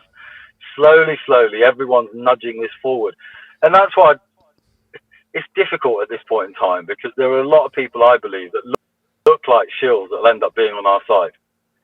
And there's lots of people at the moment that look like they're on our side that will end up being shills. And at the moment, I'm trying to step back a little bit from the noises that are being made, which is why I try, particularly over the last 9 months, 12 months, I've tried to create a solution-focused analysis as to where people are leading us, right? And if the solution that they're proposing doesn't directly empower the English people to have total autonomy over the decisions over their mind, body, and property, then those people are holding you in tyranny, right? And Tommy Robinson, Katie Hopkins, Andrew Bridger, Nigel Farage, Lord Sumption, Rupert Lowe, peacekeepers, all of these people who deny the freedom and sovereignty that is acknowledged in the Constitution are all, as far as I'm concerned, either controlled shills or unfortunate cannon fodder. And by unfortunate cannon fodder, what I mean is, we're on the battlefield, they don't know which way they're supposed to be facing, and so if I've got to shoot them to get to the enemy, they become cannon fodder, right? Because someone at the moment who's got their gun pointed in the wrong direction is as useless as someone who's being paid to have their gun in the wrong direction. Let's just extrapolate a little bit of that, because currently everyone who is like quite mildly political is being called racist and a far-right Nazi. 20 years ago, 30 years ago, if you called someone a far-right Nazi, their career is fucking done, over. Those tactics can no longer be used anymore. They've been absolutely de-weaponized. They can't be used. So I'm not sure how, people like Rupert Lowe, yeah, I like what he says. I don't think he's, like you said, he might be useless cannon fodder, useful cannon fodder, because he's not, I don't... Well, here's the thing. I think what Sukh is trying to say, none of them are really going all the way and saying, look, whether you want to talk about immigration or migrant hotels, none of them are going all the way. They're talking about government incompetence and this and that. No, it's deliberate, weaponized migration. Yeah, and nobody gets to the root, the crux of it. Nobody gets to where it's going. Like, none of these people who are talking about the problem, like the influx of immigrants, they're not talking about who's helping them, like the NGOs, and going into the depths of who's funding the NGOs and stuff like that. Like, that's the crux of the problem. Nick Tanconi's the only person doing that. Yeah, but he's not even going that far. He's not looking at who's funding. He's talking a good one. Unfortunately, Nick Tanconi, again, I like what he says, but I guarantee there'll be a trail to Israel. He's very pro-Israel, very pro-Jewish. Is he pro-Israel? Yeah, he is. Oh. And he's describing the problem, going out waving his dick around in Calais with a load of heavy-set men, but he's not probably looking at who's funding the NGOs bringing these people over, and it goes to the Jews. Unfortunate as it is, it does. If you look at it, if you look at the paper trail, all of these NGOs, these Hope Not Hate and organisations like this that bring these people over and that are funding them, giving them tents to stay in and things like that, it comes down to Jewish money.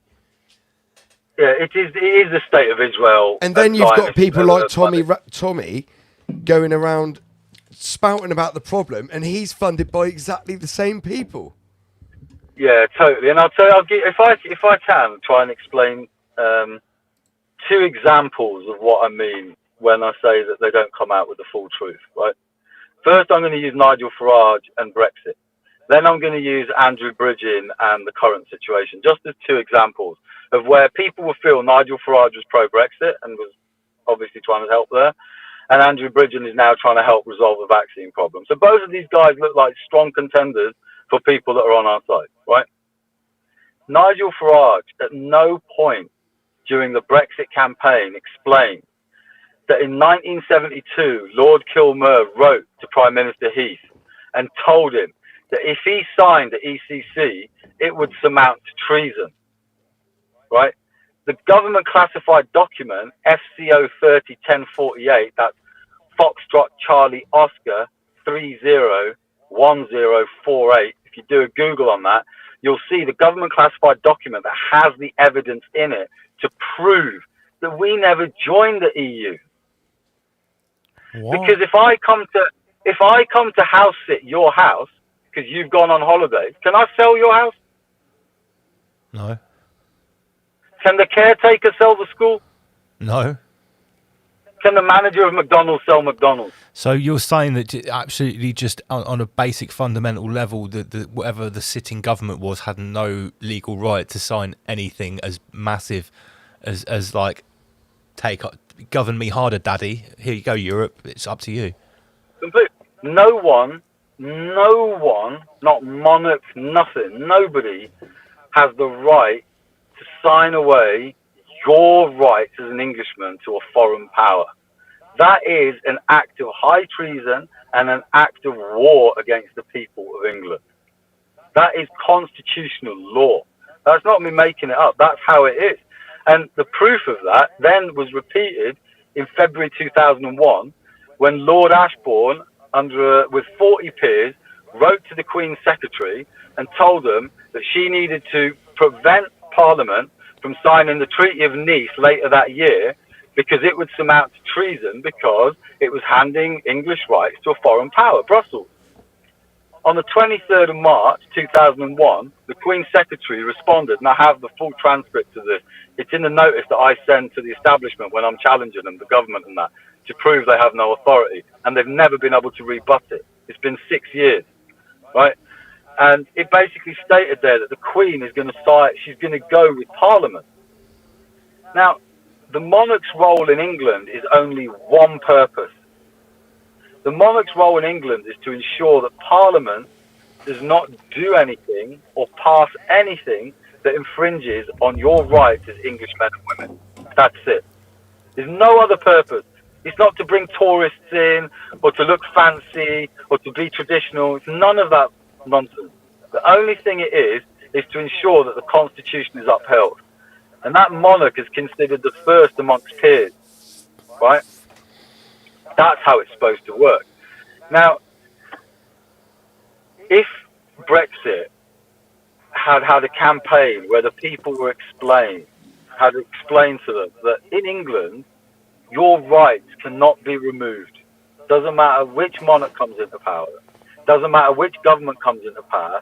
Your rights, which are termed inalienable rights, because a lien cannot be placed against them, are there from the moment that you're born to the moment that you die. And they are considered granted from above. The Constitution does not grant you the rights.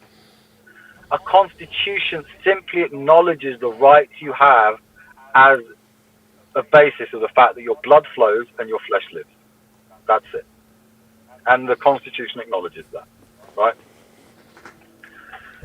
None of these people had explained to them that in Europe you have human rights. You know, everyone's going on about the EC, human rights, ECHR, and all that nonsense, right? Human rights are granted by a government. They can be edited by a government. They can be changed, and they can be revoked in an emergency situation like a lockdown. Whereas your inalienable rights can never be muted, can never be taken away under there's no such thing as emergency powers to take away your inalienable rights as a man or a woman. It doesn't exist. Right? And so if Hitler came into power in the EU tomorrow, they're screwed. So if Hitler came into power in the EU, they're screwed. Whereas if Hitler comes in power in England, in theory, it makes no difference. Because if he tried to pass something that infringed on your rights, you'd hold court and nullify it. No. In real time. Singh, sorry, I've got to stop you there, right? Because I'm actually very au fait with what you're saying, because Graham Moore did a 2-hour presentation about this at our hotel weekender, right? No, not at all. Perfect. But now I know that what you're saying is true. I've seen the receipts that Graham bought. I think he's been on the show 3 times now. We like to play devil's advocate. And what we've said to him, because although we want him to be correct, because I know there are people in the comments right now saying the Constitution is the solution. Whenever people start talking about the Constitution, we always You've got other people in the comments saying it's horse shit. Yeah, we have a very mixed response. So I have to play devil's advocate. In this brand new world that we're literally transitioning into now, whether it's, we don't call it the 4th industrial revolution, the Great Reset, we're coming to the convergence, the singularity with AI, right? How valid, this Constitution, and I appreciate what you're saying, it's an acknowledgement of an unalienable, I thought it was inalienable or unalienable right, which is granted from above. Unalienable. No, well, Sukh is saying it's unlean, like a lean, LEIN, right, unleanable. okay. And I totally understand it, right? But here's my thing. We've all seen the dystopian sci-fi movies that seem to be ultra accurate in predicting what's going to come in 5-10 years, where people are literally just being shoved around like meat sacks, and because corporations take over everything, every law, every rule of the land just seems to get rewritten. How as a single person, when someone with guns and stuff comes up and tries to shove you in a van because you're not complying, how do you use this? Do you understand what I'm saying? In a time, let me rephrase it. Okay. In a time of physical tyranny, where everything's out the window anyway, when someone's got a gun to your head, how do you use the Constitution against that? Perfect. It's a brilliant question, right? Okay. So first thing I want to do is I just want to summarise the English Constitution in a nutshell, right? And it's basically 4 sentences that really are the cornerstone to the English Constitution. And if you'll explain how it protects the aspects that you're talking about, right? So the first thing is your body. And that is protected by, you've heard the term no loss, no harm, no injury, right? You'll have heard that. So where does it come from? That is the Fisher-Price version of the Constitution. It means no loss of property, right, which is protected by private trust law. You've seen all the trust law stuff going around, right? That's why that's happening at this point in time. Because private trusts are how you protect your property from individuals and the government. A proper private trust, which is not registered on the TRS, is not accessible by government. They can't take it. They can't seize it. Okay? That's why trust law exists. Private express trust exists to protect property. So that's no loss. No harm is no harm to mind, no psychological harm, no psychological warfare, no injustice. That's protected by annulment, by trial, by jury. So if you feel that someone or the government is trying to target you, commit psychological warfare against you or harass you, you have access to annulment by trial by jury. That's an independent judiciary, which the people mobilize. It's not government courts. It's independent people, independent process, independent infrastructure, separate judiciary. That's how your mind is protected. And your body is protected with the right to bear arms.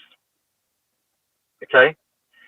English law states that the right to bear arms is lawful. Now, I accept what you're saying is we've got into a difficult situation now where the tyrannies run riot, right? Where the three divine laws that are there to protect us, trust law, trial by jury, and right to bear arms, those three are the three laws we need to protect the three material ways that we can be attacked in this existence. That's it. That's what the Constitution says. It says that these are your three rights, the three ways you can be attacked. These are the three laws that protect you. And if any of these come under threat or your rights have been infringed, you use your assets in your private trust to fund and mobilize the courts to get a verdict of due process and due record, and then you form the militia with the right to bear arms to uphold the law. It's a perfect system. And if these three come under threat, there's a fourth law, which is the safety cutout clause. And it's known as Article 61. A lot of people will have heard of it. It's essentially the Restoration Amendment, which says that if those three come under threat, you are lawfully obligated to use the assets in that trust, to use the verdict of the court, to use your arms to uphold the law. That's what the Constitution states. It states that if the government goes tyrannical, as English men and women, you are duty bound to oppose them until the rule of law is restored. That's how you're supposed to use it. And yes, at the moment, if they come with arms and guns and stuff, then we have a difficult decision to be made. But we can die free. We can't live free as slaves. I've got to big you up, Sukh, because you've actually explained it better to me than Graham did when I pressed him. I understand it more now. There is a lot of personal responsibility involved in understanding that answer that you just gave.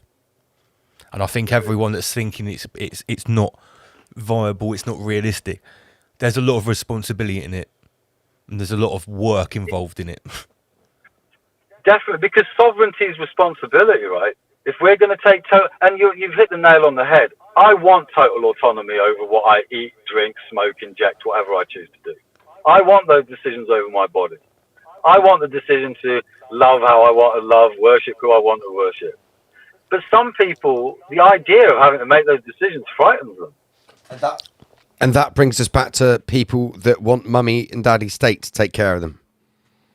Totally. Doesn't matter if you're left-leaning or right-leaning, that the idea of that responsibility is too much for some people because they've been brought up like pussies, essentially. Yeah, and then that's where Mark Passio comes in. Right? Yeah, it is. I mean, my missus made a very good point to me when we were talking this week. And something that stuck in my head. She said that we, like, in our lifetime, like, I don't know, how old are you, Sukh? I'm 46. You're 46, yeah. So in your lifetime, in all of our lifetimes, like, none of us have seen any real fucking drama. Like, we haven't had a world war with bombs dropping and shit like that. Like if you lived in London in not at least where we've been living. Do you know what I mean? It's not been like that much of a same. I know there was like 9/11 in the US, but there's nothing. There was no Hiroshima or anything like that in our generation. No one's had to really be like. Maybe it's just our time now to have our bit of shit. But we've been indoctrinated to be wimps, essentially. Like, how many people can even defend themselves realistically, one-on-one? How many people out of the population, what percentage, can actually defend themselves? Probably very little. Yeah. And then you've got like countries like China and Russia. Their children do martial arts for like PE. They learn how to in disassemble AK-47s and put it back together. Whereas our children are kicking a football around a field and hitting a ball to each other, cricket with a wooden bat. Sorry, I've got to rewind before I forget this. No, go on, Michael. I've got another question about the Constitution, and I didn't get to ask Graham this one, and I'm really actually excited to ask Sukh about this. Now, this Constitution that you've explained, and the way you've explained it to me is good. I get it now. It is about literally taking power back for yourself and being protected by this Constitution that protects us as living, natural humans. Yeah. What about if this is where I've got to use some quite clever code words that you might not have heard before, Sukh. What about if roughly 3.5 years ago, there was a widespread experimental procedure that altered, maybe you want to get a button ready for this, that altered, I've got it, mate. That altered the natural code within everyone's meat suit to a level where legally, under the legislation of the land, they would no longer be considered human. Gosh. Would that exclude them from something like this constitution?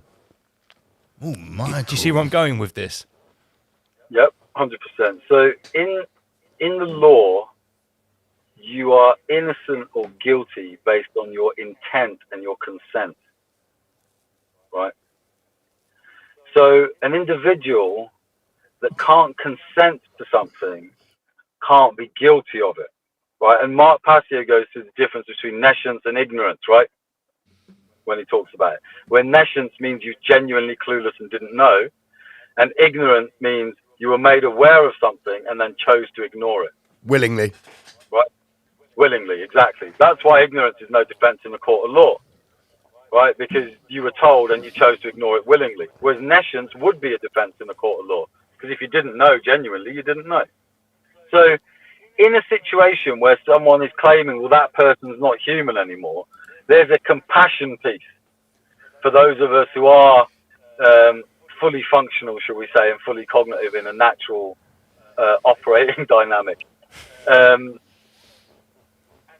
really, the onus comes on to us from an ethical perspective. So that individual... Question, before you go any further, Sukh, sorry to interrupt. I obviously didn't go to the Britney Spears concert, nor did anyone probably listening to this or watching this. Code word that. Did they have to sign something before? What, do you consent to no longer being human? But what I was getting at, if you just have to sign something, like, did anyone read the small print on that? I don't know if you have maybe to sign that's something. the consent. Maybe you just wavered away your nescience to ignorance in that bit. Totally. I don't know. Maybe right. When you made the booking, that would be a wave. That would be a wave. That would cop out just a little waiver. Mate, they'll trick you. They'll trick you out of it if they can. Right. So consent in an energetic, spiritual context has to be clean and transparent. So if they've put something, in reality, nowhere in the small print or the T's and C's did they say, this is exactly what this is, and this is what we're trying to do, and this is what you're testing or experimenting for us. Nowhere have they stated that anywhere. So nowhere was the full and clear intent made known. So the consent couldn't have been, transparent consent could never have been attained. Right? They could pretend in a legal court where they've got one of their biased judges to put a sentence or a verdict in their favour. Yeah, but that's my point. Like, they don't care about the legal or the lawful. They care about the karmic. So long as they've got their little fucking controlled judge, that's irrelevant to them. They're all they need to do is put that little fine print in there, get someone to sign it, and as far as they're concerned, the karmic debt is gone. The reason I'm bringing this up, apart from the fact it's an interesting point, is that there have been various, sort of like actual scientific papers stating that after someone has gone through marijuana gene therapy, they're basically, if you look at their genetic code compared to a Homo sapien, they would be called like Homo sapien 1.2 or something. That's how they would be classed, and there were even these cases, and they could be data mined by Bill Gates. Yeah, and even lawyers were getting involved in saying, well, yeah, legally, these people could, these corporations could sort of claim that your DNA is now their property because it's actually a creation, and they could be patented, Michael. That's the whole idea. So it makes me wonder if that is part of the reason for this reconfiguration of people's RNA. Is actually so that it creates a loophole, a legal loophole, to bypass things like the and a karmic loophole. Yeah, in their mindset. In their minds, yeah. I mean, karmically, obviously, if you fool someone, karmically, you're screwed, right? Again. I hate to do it, but if you go and read the Talmud, it says that if you can fool someone, a goyim, That's fair game. Yeah, well, but that's karma, fair game. Talmudic karma is very different to like Buddhist karma or something like that. Yeah, but that's not natural. The Talmudic karma is not natural law karma. That's karmic law straight from the quiposphere, mate. Guys, according to Rabbi Shmuley, is equal. I could tell. He's not my rabbi. I can take it from the laugh. You know who Rabbi Shmuley is. Not my rabbi. He's not my rabbi. I bet he killed Michael. I bet he killed him. You know who Rabbi Shmuley is then, Sukh? Oh, my guy. He knows about Rabbi Shmuley. We've done a whole, like... I know. We did it on our Patreon channel. We've got a series called An Evening With. And in the early stages, I chose to do An Evening with Rabbi Shmuley because he was that disgusting. We do all different extremist characters. We've had, like... Muhammad Hijab. They don't actually come on the show. We just review their videos. Review their videos, talk about them, see what they're about. But we do all sorts. We did, like, Rabbi Shmuley, Muhammad Hijab. We just done Nick Fuentes. We did An Evening with Nick Griffin. Can I ask you what you think of Muhammad Hijab? Do you know who we're talking about? Yeah, totally. What do you think of this guy? We did a whole thing about. We have our opinions on who and what he is, and once you told me he's hardcore. Once you've told me your opinion, I'll tell you a funny story about what almost happened last weekend. Yeah, so he's obviously he's well read and well educated in the sense that he's presented well, right? And that's a key part of that character. Okay, is that it is a sort of Oxford educated, well spoken, that aspect of it. And that's how it's supposed to be presented. But he is, trying to push a particular agenda, which for me still falls short of what Islam is supposed to be, from my understanding and research of it. And from I consider my Sheikh Imam Sheikh Imran Hussein. Right, and that's who I go. I follow Sheikh Imam Hussein. He's heavy. I like him. Yeah, so Sheikh Imran, I went to meet Sheikh Imran, right? So I went to meet him and stuff because he's I consider him really one of the real assets on the planet at the moment. I'll be honest with you. Yeah, when I wanted to learn about Islam, that's who I went to. I watched his videos. Completely. And so when I want to have a look at stuff, I use his understanding to then assess where I see someone like Muhammad Hijab and other people. And Muhammad Hijab is still, for me, pushing the mainstream Palestine narrative. That doesn't work for me.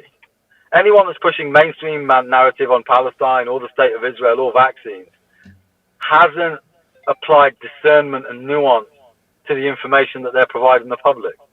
They haven't brought anything new in terms of clarity or truth or higher consciousness. And they're keeping the emotion and the vibration at a particular level, shall we say, in order to keep the masses entertained at that level. Which is why you get the whole speaker's corner kind of vibe going on with that, right? Which is, it makes good YouTube reality Dude, TV. he was talking about it's okay to marry a 3-year-old or 6-year-old or something. This is what I was about to say. I wonder if he's a bit of a psyop in himself to paint Islam and actually... Mate, he was on Piers Morgan, which we showcased on our evening, and he debated Rabbi Shmuley on that. It was fucking horrific. It was the worst debate ever. Absolutely horrific. Like, the two of them, like... There's nothing civilized. It was like about the worst representative of Judaism and the worst representative of that Islam you could have possibly got together. Yeah, and they fucking hate each other. Yeah, they will.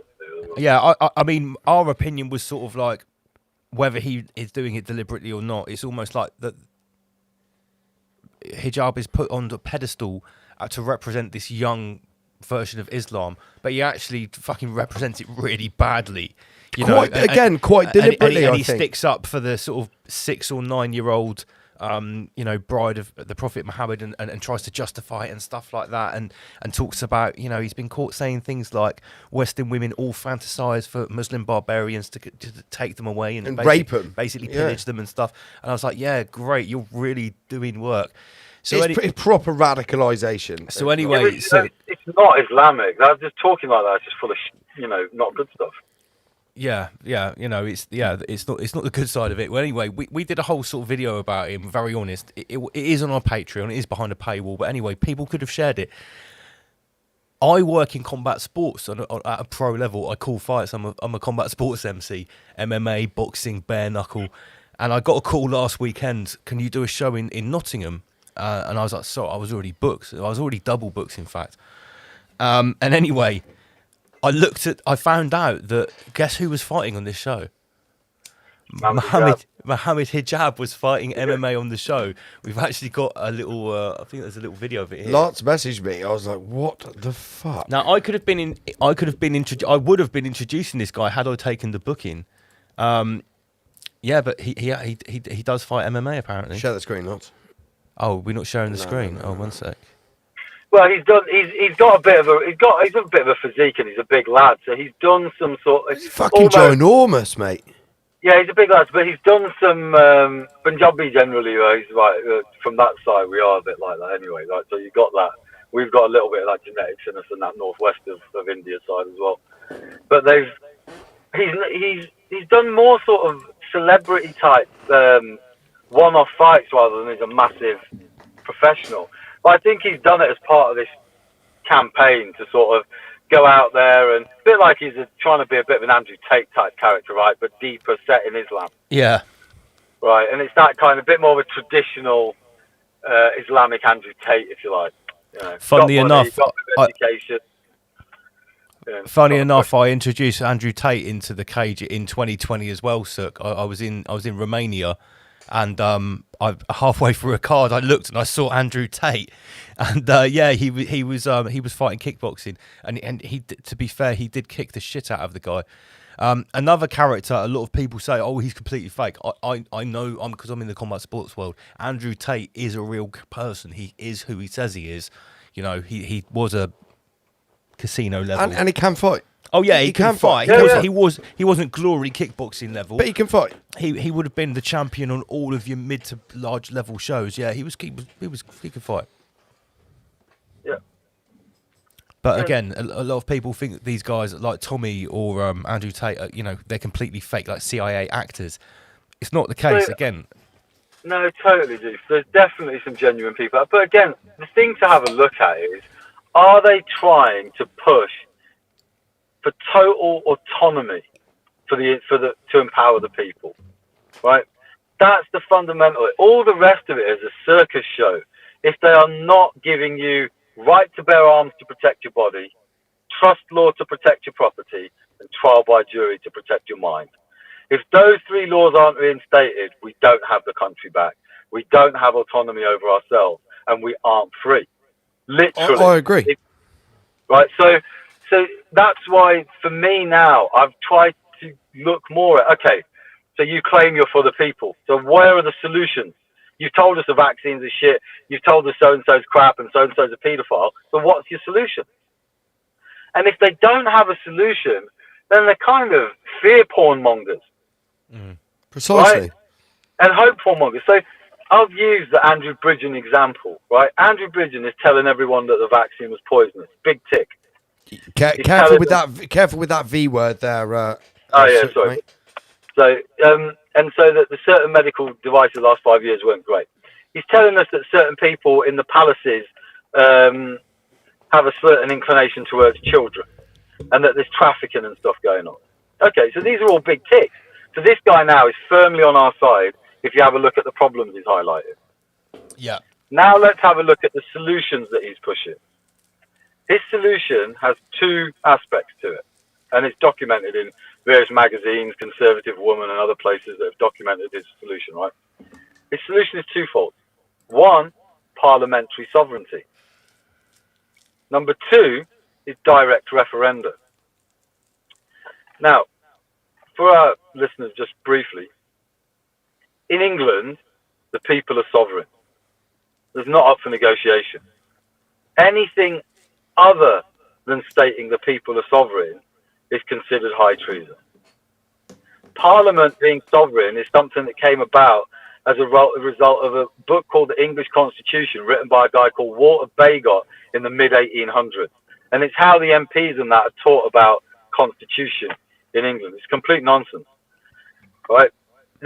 So parliamentary sovereignty would give Parliament complete sovereignty. I think we've already got a problem where Parliament have got too much power, right? So giving them more power and making them sovereign over us isn't going to help, right? It's treasonous. Secondly, Direct referendum means that every time there's an issue, everyone gets to vote, and then whatever the majority vote is, everyone has to do that. That's not autonomy over your mind, body, and property. Because 51% can vote for the other 49% to be enslaved. So even democracy's a scam. Well, direct democracy is a scam, where democracy has been de facto synonymous with voting, right? Because voting isn't democracy. Voting is suffrage, right? Like when the female campaigners went out to campaign for female vote, they were called suffragettes, right? They weren't called like democraties or something. They were called suffragettes because they were campaigning for suffrage. They were not campaigning for democracy. Democracy is democratia, is people in control of the laws in which they live. And democracy is exercised and enacted in England and the Five Eyes countries through annulment by trial by jury. That's what makes you democracy. It's your vote as a juror in a courtroom, where your vote can annul the government's legislation. That's democracy. Voting in an election only selects the administrative function that writes the legislation that shouldn't contradict the Constitution. So voting in elections actually has no power at all, even in constitutional law. Because when you vote an administrative function in, if they pass a law like Coronavirus Act, which infringes on your rights, you have the power to hold court and annul that law in real time, there and then. That's how powerful democracy is. You're not waiting for the government to give you a court date, or the government to assign a judge, or the government to tell you when they're ready. You hold court when it suits you, so that you can uphold your rights in real time, there and then. I ask you, if King Alfred could do that in 837 with horses and carrier pigeons, how can we not do it in 2025 with Starlink and 5G broadband and fiber optics? Great point, mate. We're going to take a very quick break there. We better wind it up. We've only got an hour left of the show. Yeah. Well, Sukh, it's up to you. You're welcome to join us after this. We're just going to go through some talking points of news stories of what's going on at the moment. Clown World. Clown World. You're more than welcome to join us, but we're going to have a very quick break now. We might even open the phone lines. We might do. So, Sukh, are you shooting off, or are you going to join us for a little bit longer?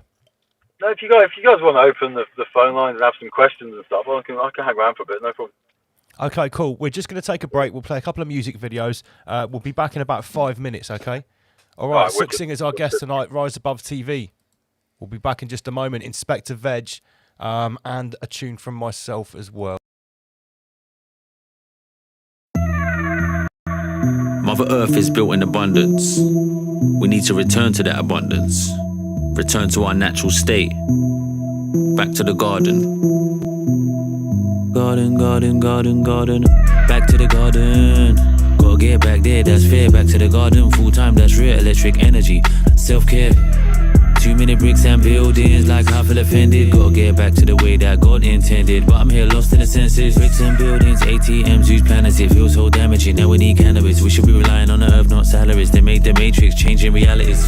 Abusing families, got us all blocked up. Using cabarets and flus and allergies. Not enough electric food in the batteries, it's straight insanity. Yo, they wanna be like Veg, wanna sell herbal tea like Veg. They don't wanna eat that junk from Tesco's. They don't wanna eat no more rolls from Greg's. Yo, they wanna be like Veg, wanna sell herbal tea like Veg. Wanna vibrate high, drink from the bush for the taking. That CMOS on the regs. Break free, can't break me. What's gonna happen? We'll wait and see. They're taking a piss here blatantly. So now I'm here making money on tea. Now I'm here making money on track, neutralizing the thoughts so that I can relax. Know my role, hit my goal, pointing to the soul that nobody lacks. Like, just keep writing, can't stop fighting. So much dark, so I bring the light in. Babylon's harsh, oh Babylon's frightening. When you hear my bar, something's igniting. Electric charge, perfect timing, having it large. When I bring the grime in, I can't stop rhyming. These grime MCs don't say much now, they're all miming. Yo, they wanna be like Veg, wanna sell herbal tea like Veg. They don't wanna eat that junk from Tesco's. They don't wanna eat no more rolls from Greg's. Yo, they wanna be like Veg. Wanna sell herbal tea like Veg. Wanna vibrate high. Drink from the bush for the taking. That's Timos on the regs. That's absolutely banging, actually.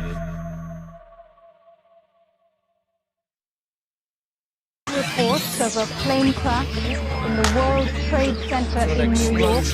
Outside Liverpool Street Station. 11 people have been confirmed dead in an attack on the controversial French satirical magazine Charlie Hebdo. 5 people are in critical condition. Have been killed in Paris and more than 200 are injured in a series of attacks across the city. There have been 2 explosions at Brussels Airport and a blast at the city centre airport station.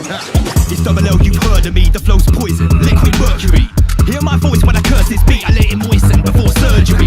Still be in charge, repeat offender, for revealing elitist agenda. Still at large, delete the data, success or defeat or retreat or surrender. And I can't let go, killer artist Charlie Hebdo. That's a false flag, actors in tow, and the blame Islam for the media show. 2 weeks later, Copenhagen, could it be baiting these global pagans? These traitors feed off people hating, so nothing's changing. Guilty as charged, repeat offence. My arse is back on the bench. The prosecution speaks my offensive views on my former defence. So hence, saw the wheat from the chaff. The covert conflicts, rearranged maps. Government funded, hidden bloodbath, there is misinformation way off the ground. So seek out multiple sources. Be beware of malevolent forces. They steer clear minds off courses. Hold your aura strong like a fortress. And operate in a lawless state. The internet's like an open gateway. I gain knowledge at raucous rates that I disseminate with flawless pace. Weapons of mass distraction, fired by warring factions. Fearful thoughts gain traction. Step 1 in a chain reaction. Weapons of mass distraction, fired by warring factions. That's a direct action, breaking down our human attraction. Not really free your mind, it's free yourself from mind. That's why society is structured to completely engross us in things to occupy our mind. Open your mind. There's a war going on for our minds, for our attention, for our lives. And it keeps going on because we remain blind. The system is shoving shit in our eyes. Consume this, watch that, or anything on a big screen that's flat. Distractions come in many formats. Time is one thing you never claw back. Weapons of mass distraction, fired by warring factions. Fearful thoughts gain traction. Step 1 in a chain reaction. Playing GTA, well, you're flushing the focus away. I'm cruising through this breathing illusion. Why do I need your game to play? This is real, are you feeling me? It's all vice in the city, no liberty. Put down the Xbox controller when I bust a verbal soliloquy. Weapons of mass distraction, fired by warring factions. That's a direct action, breaking down our human attraction. There's no need for a power up. I discharge my aura, climb a mountain, cross a border, attack an in a mind explorer. I want a PSC, a teleporter, to a land with no structural order. No distractions from warring factions, leading people like lambs in the slaughter. Weapons of mass distraction, fired by warring factions. Fearful thoughts gain traction. Step 1 in a chain reaction. See me, I write about issues. You wipe joint pads with tissues. Unconsciously moving along while your awareness is stuck in situ. For your mind, it's a major misuse. You're online, settling disputes. In a deathmatch, throwing a smoke grenade. I'm in a sound clash, smoking big suits. Weapons of mass distraction, fired by warring factions. Fearful thoughts gain traction. Step 1 in a chain reaction. Weapons of mass distraction, fired by warring factions. That's a direct action, breaking down our human attraction. Weapons of mass distraction, fired by warring factions. Fearful thoughts gain traction. Step 1 in a chain reaction. Weapons of mass distraction, fired by warring factions. That's a direct action, breaking down our human attraction.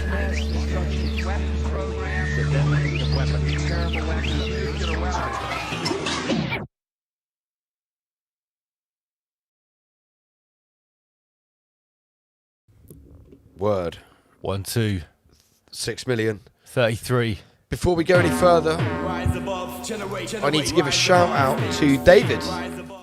Oh, David has just signed up to our Patreon for £3 a month to unlock hundreds of videos. Hundreds of videos. You're going to be very happy, my man. What did you reckon to the tune, Sukh?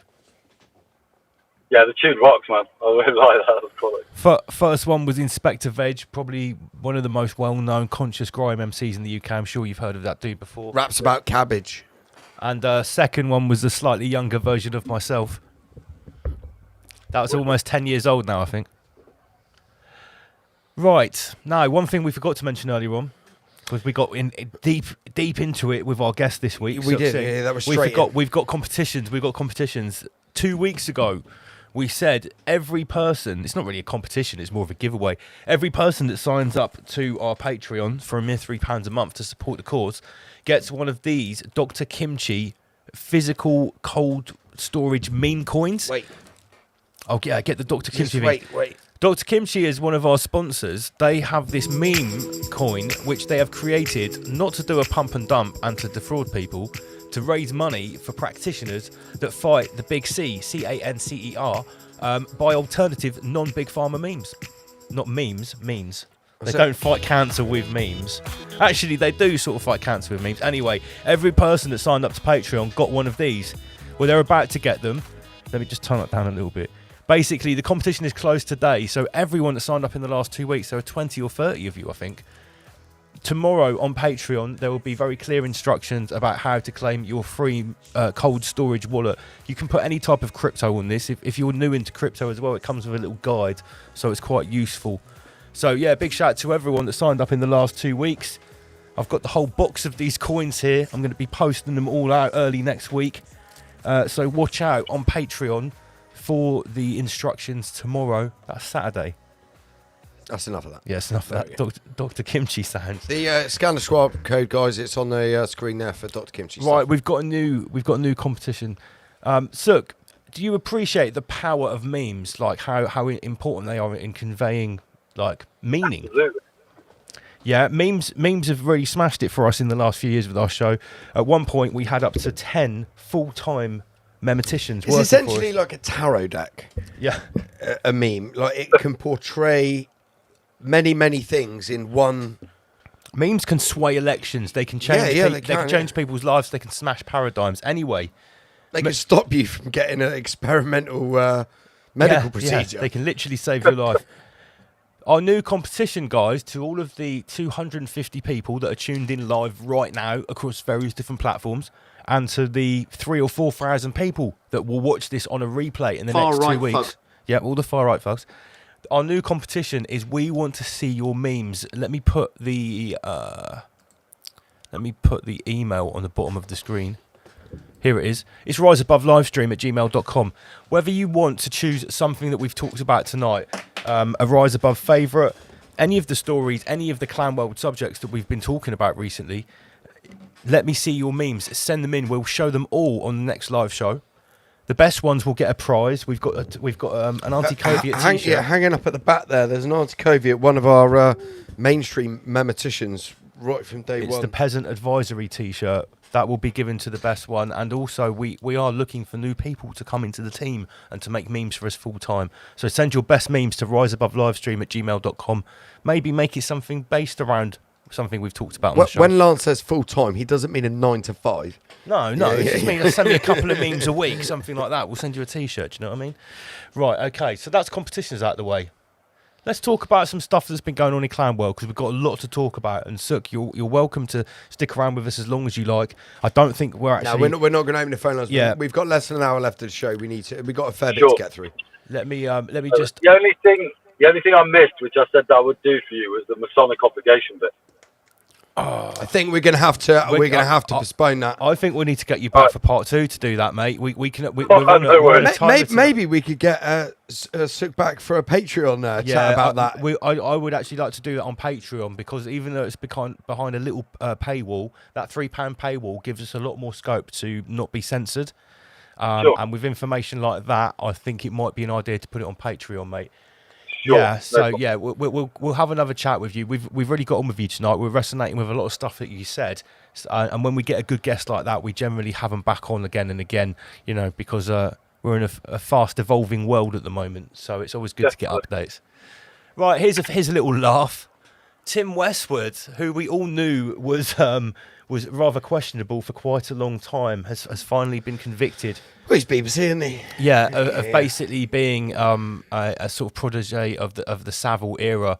How long was the course of years where his sex attacks were going on, Andy PG?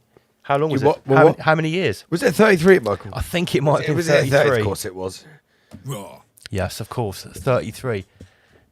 Sukh, I'm sure you can appreciate the irony of that number popping up in opportune moments like this. Oh, there's loads of stories on 33, 666, 30. That's one for the Patreon show, maybe. Yeah, it's been a running joke with us for quite a long time. Right, okay, so that was just a little warm-up. An amazing meme from Bazman there, with Jimmy Savile dressed like Eminem. Let me tell you. I guess it is Eminem, yeah. Unbelievable. Right. Thank you, Jimmy Savile. This is an emerging story. This has sort of been a talking point from the last couple of weeks. Coming from your mainstream alternative right-wing sources like GB News and other sources too, Matt Walsh, it seems that statistics are showing that the physical number of people, obviously this is mostly teenagers and people in their early 20s, identifying as trans is actually starting to drop. So if this graph is to be believed, this phenomenon actually peaked in 2023 and is now in absolute free fall. Transgenderism is effectively over. We destroyed it. Clearest and most decisive cultural win the Conservatives have ever achieved. So people like Matt Walsh, these mainstream conservative sort of edgelords, or works for Daily Wire. Daily Wire, yeah, there you go. Very Jewish mainstream organisation. Just saying. Someone's just WhatsApped me an image. What's that? There's my phone. It might be important. Let me just get it up, but not on the screen. Oh, no. Careful, Lance. Careful, one now. sec. Careful now. Michael. Oh, let me just put that over here. What is that image they've just sent me? Oh, we've got a meme. Boom. What, Shall I show- what? Wow. Yeah, What- a meme I sh- like it when we get them in yeah, real time. right. Let me show that straight away. Proms. BBC Proms. Psychotic rejoicing of mass slaughter. Whoa. Someone's had this in the bag. They haven't just swabbed that now. You've had that in the quiver. Who sent me in this? your meme? Look, they got the Soviet Britain communist top right. If someone has knocked this up in the last 5 to 10 no minutes, chance, mate. No chance. they deserve. That's less than 10 minutes. We even put this out, I think that's actually very good. Psychotic rejoicing of mass slaughter. mate. It's a great meme. It's very good. Yeah. I'm just skeptical. Who pinged that in, Michael? Let me just. I don't want to dox them. No. Just, let don't me do just that. bring that back over here. Director General of the BBC.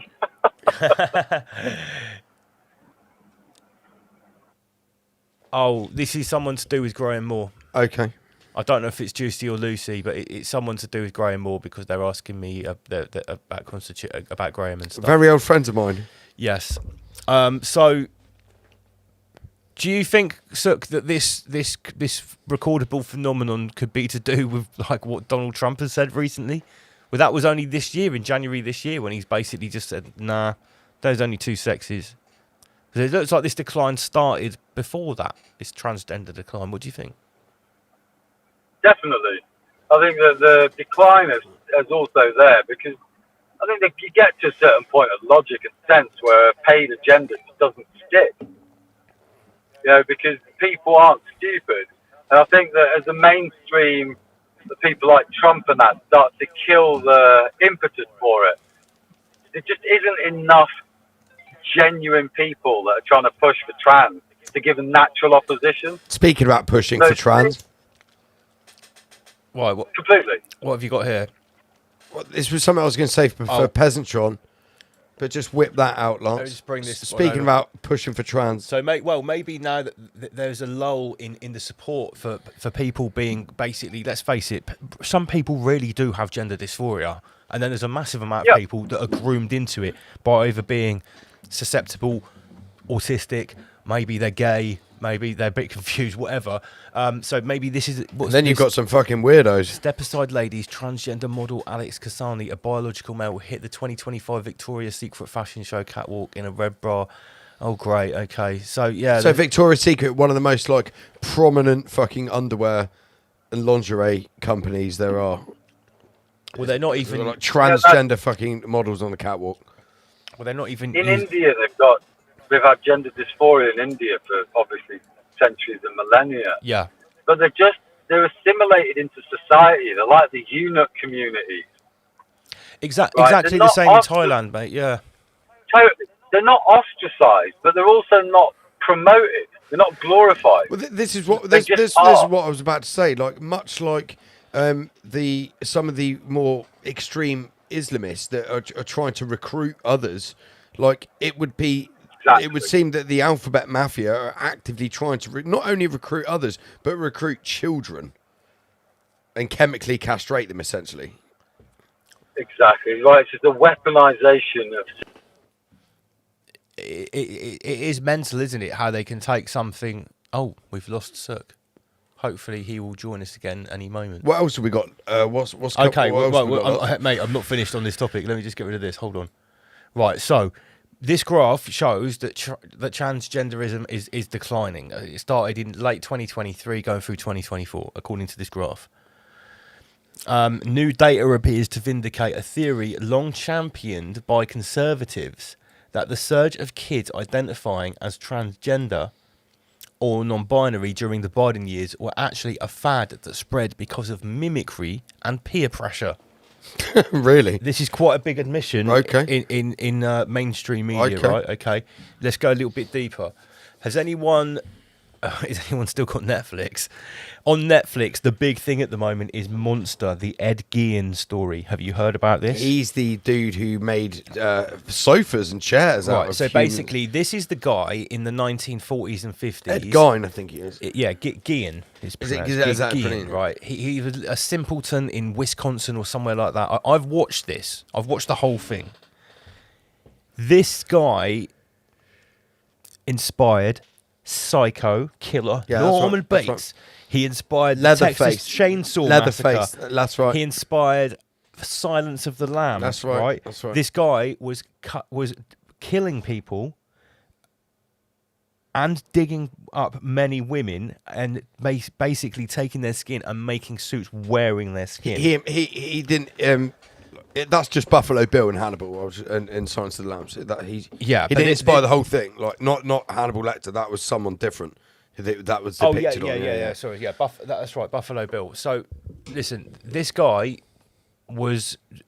They thought he had a box with 17 severed vulvas. Mate, have you seen the chair? Yes, it's got like fucking on the arms here. Well, I don't know if you can see on the camera where your arms are. There's like literally faces, like where you would just like rest your hands on the end of the arms. It's so fucked up. So. It turned out that as this guy, for his life, he was also dressing up in women's lingerie and asphyxiating himself while he was masturbating and stuff like that. And what has come to light is that he had something called gynophilia or autogynophilia. Now, I think this is actually very important, and I think that there is something linked with what's going on with this Ed Gein story. And, Sukh's back. Let me just get him back in the chat. Good to see you back, mate. I don't know if he can hear us, but he's there anyway. Right, so what is autogynophilia? Autogynophilia is when a man has a perversion or gets sexual gratification from wearing women's clothes or being a woman. It is not being trans. It is not wanting to be a woman. Do you remember the video I sent you in the summertime when I was walking through? Yes. Walking through the town. I walked through a nice, quiet town on the New Forest. And there's a dude with a massive long beard wearing a fucking like little chick's cheerleader skirt and high heels. Yeah. In 11 o'clock in the morning. In the summer holidays when the kids are around. Ed Gein was making no effort to be a woman because he's got a massive long beard. Ed Gein was wearing women's skin to become them, and then putting a dress on top. Michael. He was. I don't know whether he actually dug up his mum or he couldn't get to her body. Yes, he did. He did. Well, in the movie, it made it seem like he couldn't dig up his mum, so he was digging up all these other women to recreate his mum. But anyway, he was getting sexual gratification. He was hanging up their skin, making all types of shit out of it, right? And he has autogynophilia. Now, here's where it gets weird. Since this story or this show has become massive, what has happened is the trans community has kicked back with stuff like a show about man who killed women to wear them endangers men who claim to be women. Right, so this is people kicking back, right? Monster, Ed Gein's gynophilia plot endangers real-life trans women. Right? Wow. So let's just break this down. Transsexual men who have become women have seen this. Who have attempted to become women. Who have tried to become women, have seen this a story of a man who didn't try to become a woman. He was cutting women up, making leather out of them and wearing their skin as masks, right, to get sexual gratification. And they have said that this true story is endangering me as a trans person because I'm going to be affiliated with Ed Gein. The problem is you're a fucking retard. I would like to point out straight away the name of the person that wrote this. What's their name, Andy PG? May Rude. What? This may be a rude story, and it is a rude story because here's where it gets even more interesting. The right-hand side receipt that I have here, I believe this is taken from some actual, like, proper criminology study endorsed by the FBI or the CIA. And to break it down, what it basically says is when they were studying these people that they got the term for serial killer, by the way, Ed Gein was the first official serial killer. This is like where the name came from, yeah? Before this, they didn't even have the concept that someone would repeatedly murder for the same reason, where it usually turned out to be a sexual reason, okay? Yep. Now, what they found out with these Lance, sex I've just killers, got May Rude's website. Oh, my God. I wonder if looks like a fucking walrus in a piss green suit. She's a fat trans Latina lesbian. But like self-acclaimed? No, get that off on here, please. I'll ping that over to you now, Michael. Yeah, I feel like we're on Patreon now, Michael. This is amazing. This is amazing. Oh my goodness. This is amazing. Let's just recapitulate. May Rude, who wrote this, saying Ed Gein's gynophilia plot endangers real-life trans women.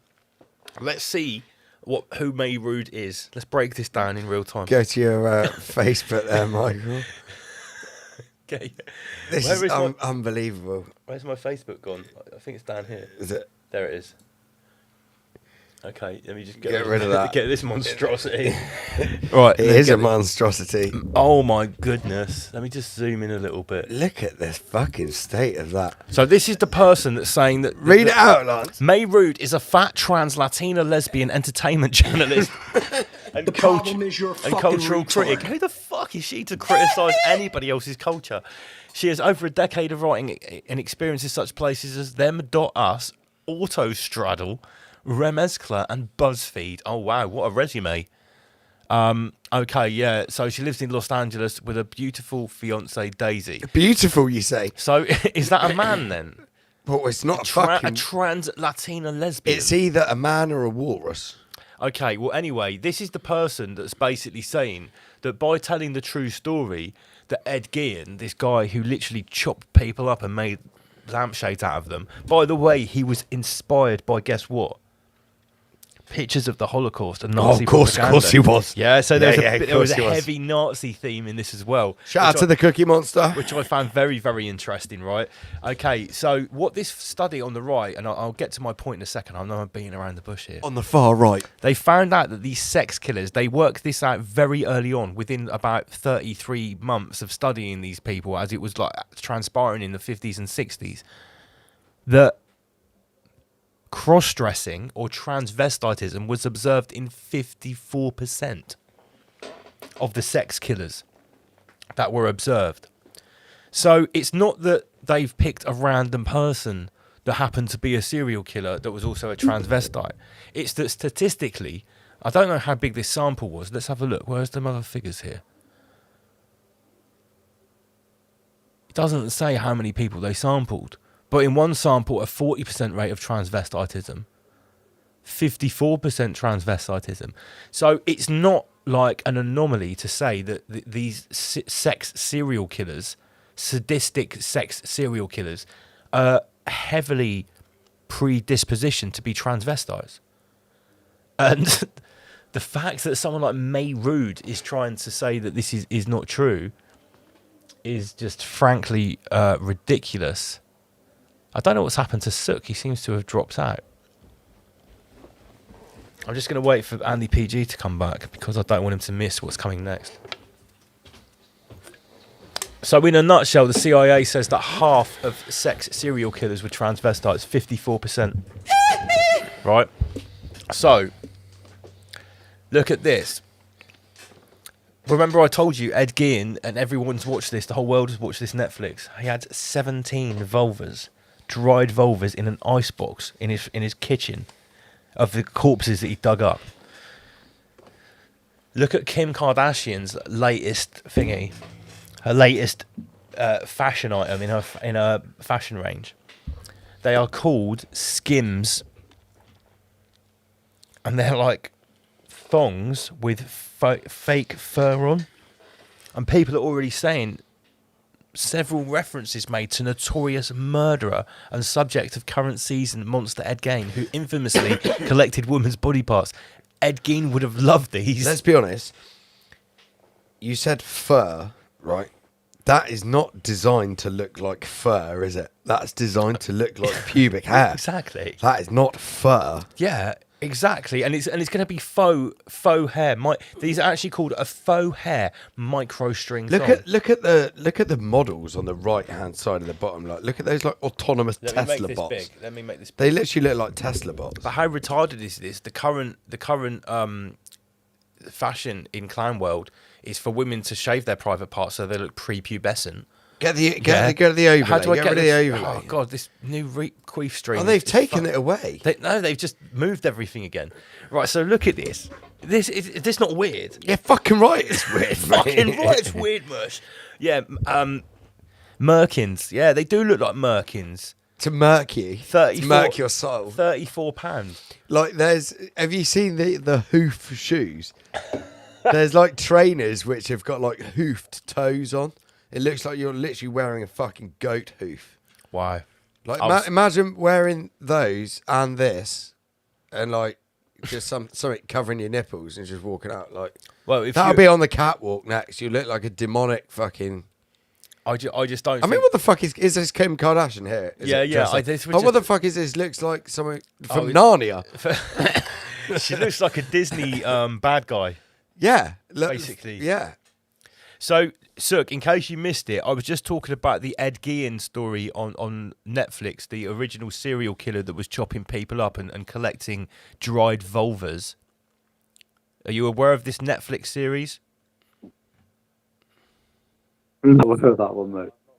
It's the big Netflix series at the moment. This guy, Ed Gein, is a real serial killer. It's who Psycho was based on. Texas Chainsaw Massacre was based Buffalo on. Bill. He was cutting women up, collecting their body parts, wearing their skin as making a mask. chairs out of them. Yeah, really bad, right? And it's all over Netflix at the moment. A lot of people have been, saying, why are they showing this? It's very graphic. And he famously collected 17 dried vulvas in his kitchen. This was all in the Netflix special, right? And Kim Kardashian, in the same news cycle, is bringing out these faux hair micro string thongs, which people are already saying Ed Gein, this serial killer, would really love. This is some satanic shit right in our face. Am I wrong? Am I reaching? Definitely not reaching, mate. I can look at this. Look at his face. He's like, what? You don't have to reach for anything, mate. He's literally served up on a platter. I just got to check for all the young women and men who are going to be wearing. I these. Obviously like my tin foil. I have to make sure I'm not going too far sometimes. That's all. Bet there's men wearing these, Lance. It's just so crazy. I bet there are. I bet there's men taping their dick and genitals, like under and wearing these. I bet there are. Right, somewhere. Next slide. Okay, here's an interesting one. Sukh, let me ask you a question. Have you noticed the phenomenon recently in the last year or so where people go into supermarkets and blatantly rob the place blind and the security guards do absolutely nothing? Have you witnessed this phenomenon? You know what? I've witnessed that phenomenon. You know what? The funny thing is, it's possible that got started off when they stopped taking cash. Because there was a lot of us at that time under the Bill of Exchanges Act, which put a lot of viral videos where we went into the shops that weren't accepting cash. We'd fill the baskets and the trolleys with food or whatever it was, get to the till, offer to pay by cash 3 times, and if they don't accept it, you can leave with the goods under the Bill of Exchanges Act. Because they've essentially decriminalised petty theft now, haven't they? Yeah, I think it's like under £100 or £200 or something like that. Like you're allowed to walk out. That's pretty shocking, isn't it? Yeah. This is like you shared this, didn't you? Was it Mike JJ? Yeah. He basically says there's this documentary that says how petty shoplifting has increased dramatically, which it has. That's what we're talking about.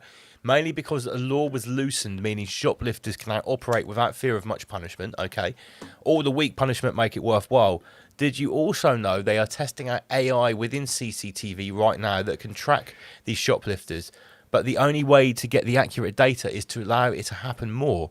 Cue the law being loosened. I hadn't considered this before.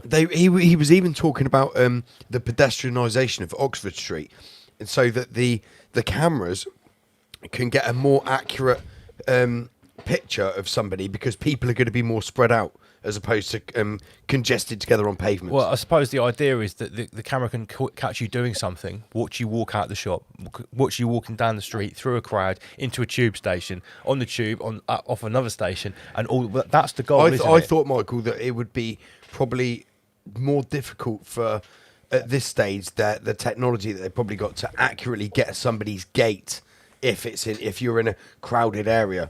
I think you would have to be like proper on your own. Imagine me and you were walking down the road and our shoulders were like overlapping because it was so busy. Maybe they couldn't accurately get the gait then. That's what I'm thinking. Possibly. Until the technology improves, maybe. I don't know. This is like beta testing. Shoplifting hits record high in England and Wales. Retailers say theft is spiralling out of control. Official figures show shoplifting in England and Wales is at the highest level since records began more than 2 decades ago. 530,000 reported shoplifting offences in the year of Mate, March. Michael, what is that? Look at that behind him. Is that a big eye in a triangle to the left? Left-hand Where, picture. there? Yeah, look, no, behind on the Oh, there. Yeah, look at that. Oh yeah, it Is looks that- like an eye inside a Freemason Square compass. yeah. Wow. Okay. See, they're saying that 530 reported shoplifting offences. They blatantly don't report hardly Why wouldn't it any look at of all them. the CCTV cameras and then that eye behind it? Come Yeah, on. That's quite Come on extreme, now. isn't it? Okay. Here's something I've noticed a lot today.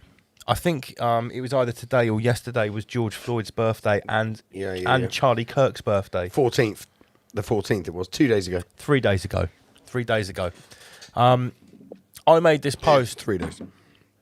Every single George Floyd memorial post I'm seeing is filled with laugh emojis and piss-take comments. Looks like the BLM psyop is well and truly over.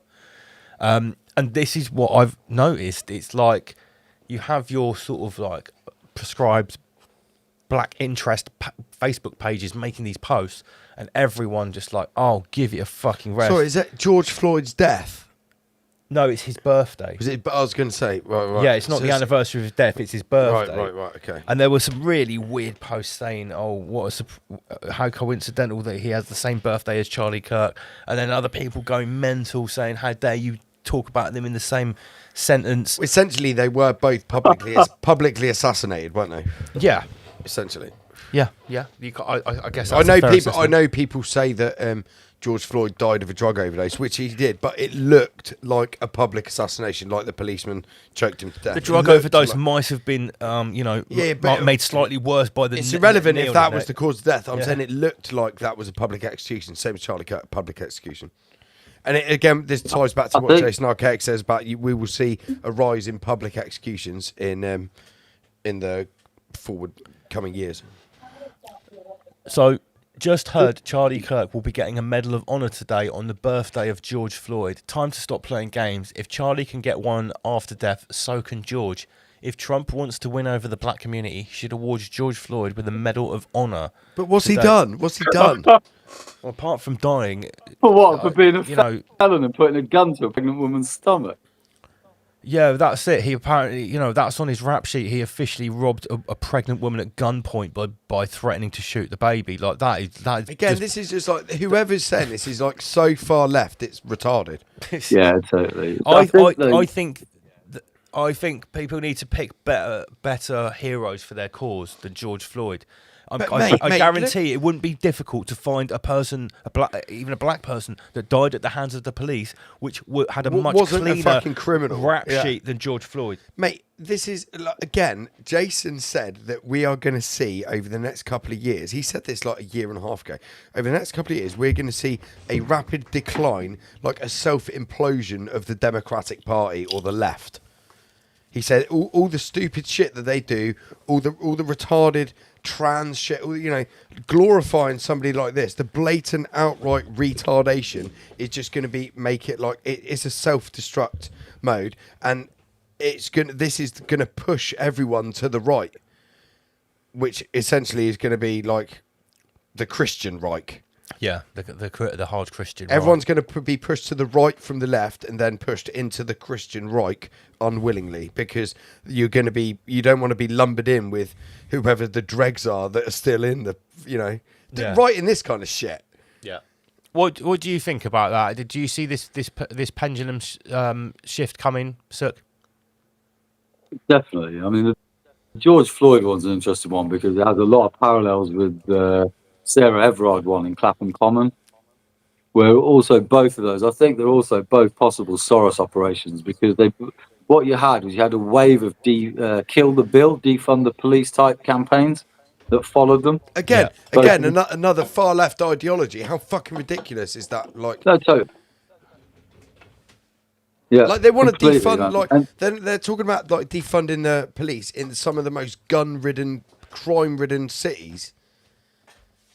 Like, until everyone's at a level of consciousness where they can police themselves, like there has to be some kind of police, which I hate to say because I personally don't have any time for the police.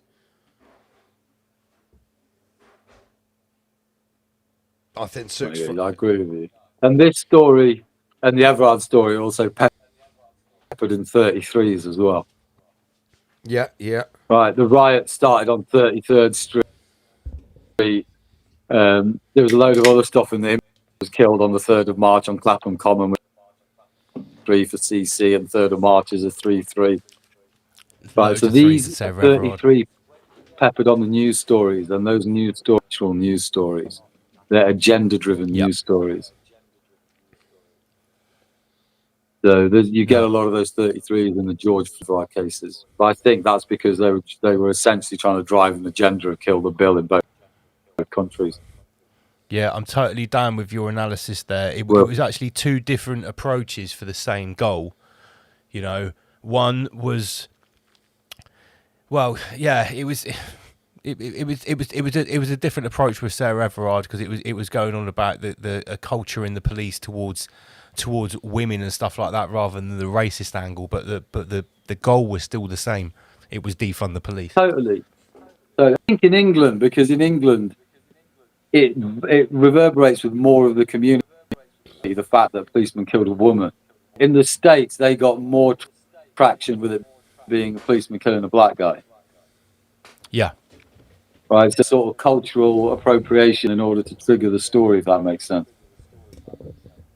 Well, now the pendulum the tactics might have changed for the UK.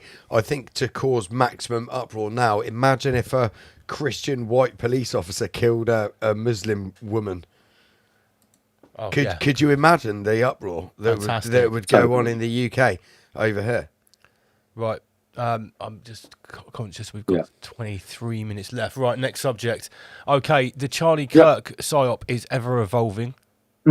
I don't know what your thoughts are on this, Sukh. But the latest. What's the word? Charlie Kirk one. I don't think this guy's dead. Okay. I think this was theatre with the Charlie Kirk. His missus doesn't seem too upset. I mean, Charlie Kirk again, 33, right? Oh no, she just got a massive payout. She got her objective from the Mossad handling agents fucking performance review, no doubt. Well, I mean, I'm not going to lie. When it happened, I was a little bit shook. I was like, wow, did I just see someone get we murdered? got informed of this, like, whilst we were live streaming on Patreon. We were broadcasting and the video got sent to us. And I was like, whoa. But then, like, within about a week, I was just looking at Erica and I was thinking, wow, if that guy did get shot, she looks like she was in on it. And the way she just picked up that Israel check straight away after. I'd argue that was an arranged marriage. Well, the same as Clandis Ovens here. Clandis Ovens here. I think she's in an arranged marriage with George Farmer, who's in some kind of weird vampire cult in the UK. So anyway, the latest advancement that Clandis Ovens has transpired.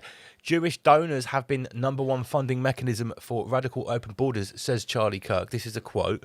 But this is the chat that she's released. This is what I was talking about earlier. It's openly known now. Look, this is the reason of the influx of open borders is a Jewish operation. But further to that, she's claiming here to have the receipts where he's basically saying, you know, they're playing up to all the stereotypes here, offering me stupid amounts of money to be even more pro-Israel than I already am, to ask less questions than I'm starting to ask. People that, you know, they won't let me speak to Tucker Carlson. Tucker Carlson.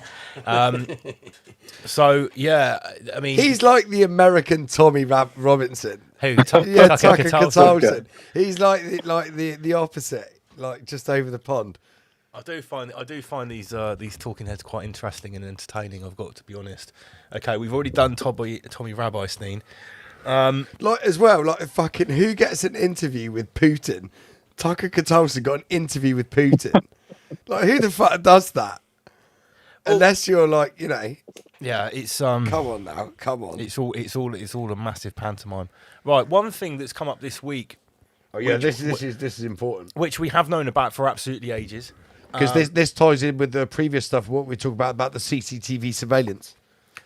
And it ties in with digital ID, which I know some people are kicking off in the comments saying, why aren't you supplying any solutions to digital ID? Come on, guys. Right, solutions. We've been talking about fucking digital ID for 5 years, They mate. want solutions, like, so what do you want us to do? Hack into the fucking government and cancel everyone's digital ID? Like, what the fuck do you want us to do? There's no short solution to what's going on. We've been, you know, talking about ideas and concepts to get around what's coming for the last 5 years. If you haven't been paying attention, guys, don't come crying to us now, because what we've been talking about for fucking ages is actually happening. Have you set yourself up with ways of heating your home without like the grid and stuff like that? Have you done any of that? Have you installed a fire? Have you got friends with a tree surgeon you can deliver you wood for cheap? The like, first split thing, it yourself. No, you probably haven't. When everyone was looking to me in 2020 when I was doing those speeches and getting arrested and stuff, and everyone was looking to me asking what have we got to do, the first thing I said, make a black market. Who's learned to grow some shit? Who's learnt to grow some vegetables and stuff? Yeah. Who's got some chickens? Or maybe if they've got a bit more land, some other animals. Yeah. Like, who's done any of that? Probably not a lot. Who's got a security system? Who's got a community? So anyway, with regards to the digital ID, it's not something we're going to go, right, here is the solution to digital ID. Here you go. This is an ongoing conversation. It's an ongoing way to resist things. So for anyone that's screaming in the comment section, why are you wasting all this time on this show and not giving us the solution to digital ID? Again, we've been talking about the solutions for years and how to start making preparations. How many people bought some crypto? Yeah. How many people have invested in gold and silver? You know, have you started growing your own vegetables? Have you started collecting your own rainwater? We've been talking about this stuff for ages, and we're going to carry on talking about it. But don't expect us just to go, here you go, here's a solution on a plate. That's not the way things work. But here's another thing to watch out for, which is tied in with this. At the end of the day, if you're still eating sandwiches in these packets, which I'm not going to lie, I live on the road MCing. I eat things like this sometimes. You're a road man. I'm a road man. When I'm at service stations in the middle of the night, I basically have a choice, McDonald's or a sandwich like this. But now a sandwich like this comes with a carbon score on it. I've already seen these. Why has it come into light this week? Why is it suddenly... Because they're saying... so fucked up they call it your allowance. They actually say your allowance. They're essentially telling you that you're only allowed a certain amount. This is so sneaky that this is already on our food. And the crazy thing is, there are still NPCs and normies out there that will tell you that this is a crazy conspiracy theory. While they're eating a supermarket BLT sandwich that has 8.1% of their daily dietary carbon allowance printed on the fucking box. The thing is, at the moment, right, if you know anything about mind control, right, then you'll notice that you're currently allowed to go. Like, Lance, you could go into a store and buy 20 or 33 of these sandwiches for yourself and walk out, no problem. Even though it says 8.1% right of now your you allowance. That's what I'm saying. But they're already getting it out into the psyche. Oh, yeah, of course. You shouldn't be having more than your allowance. You wait till then it's you. Oh my God, can't believe what your steak will be there with, like fucking 66%, probably more than that. When you eat a fillet steak, it'll be like, this is 90% of your carbon allowance. It's like a thick cut ribeye or something like that. That'd be like 2 days worth. Yeah, totally. It'll be tracked as well, and then it'll be like facial recognition. You think if you can't grow, like, because your broccoli or if you want to have an avocado flown in from Mexico or wherever it's grown, like if you're accustomed to overseas foods, that's going to be a lot more. And if you can't produce your own, imagine you had just a small amount of land, and you had a couple of cows, a couple of goats, a couple of sheep, and you had, a bit of land to grow some vegetables. Like, you wouldn't all of that, your products you can make out of that, cheeses, milk, when you and your said vegetables. That before, that's out of your carbon allowance. When you said that before, and a clip of it went on TikTok, and it got thousands of views. People were going mental, saying this guy's chatting pure shit. Am I? That would never work. That you can't do that. What about all the people living in the city? And I was like, fuck them. This is about going out and doing your own thing. Why are you living in the city? This doesn't work if you live in a metropolis being babysat. That's the whole fucking point. But the thing is, the reason I brought this up is when you say something as simple as that, there will still be, we'll get fucking 20,000 views just off people complaining about it. The thing and is, arguing right, about why you can't do it. The thing is, like, this is what I mean. Like, how many people have approached their, like, the farmer who's closest to them? If you haven't got the land to have any of that, have you gone to a farmer to say, right, I'd like some raw milk, please, from your cows before you do anything with it, and I'm going to make my own cheeses and do it. I know it's a lot of hard work, but at the end of the day, like, we can see this shit's coming down the pipeline. There's many people who don't even know how to do anything with any raw milk. And, like, you've had, 5 years now to have a little look, watch some YouTube videos, read some books, build a little community, and everyone's still moaning about us on Rise Above, not teaching you about esoteric occult practices. like, come on. Sukh, are we being too harsh, or do you get what we're saying about these kind of solutions? That it's not something handed on a plate. It's an ongoing Everyone's conversation. too busy waving an Israeli flag in London, following Tommy Robinson. Yeah. Completely. That's what you talked about earlier, about that accountability and sovereignty. It's romantic to talk about, but it's effort to actually live How many people have taught themselves how to fight and, like, armed themselves with something? Obviously, we're not allowed to own guns here in the UK. On the whole, as a generalisation, but, like, how many people, like I said earlier, can you actually feed yourself, defend yourself, keep yourself warm? Totally, man. Air pistols, air rifles, crossbows. There's plenty of ways to protect yourself. Everyone wants a new Audi on finance and the latest iPhone. Like, it's so retarded. Yeah. But yet everyone's moaning about the digital ID and they want solutions. Well, the solution would be straight away. Okay, so here we've got a great example. Here is a direct imposition on your freedom that could be administered by something like a digital ID. How many people have prepped, Lance? How many people have got a stash of anything prepped?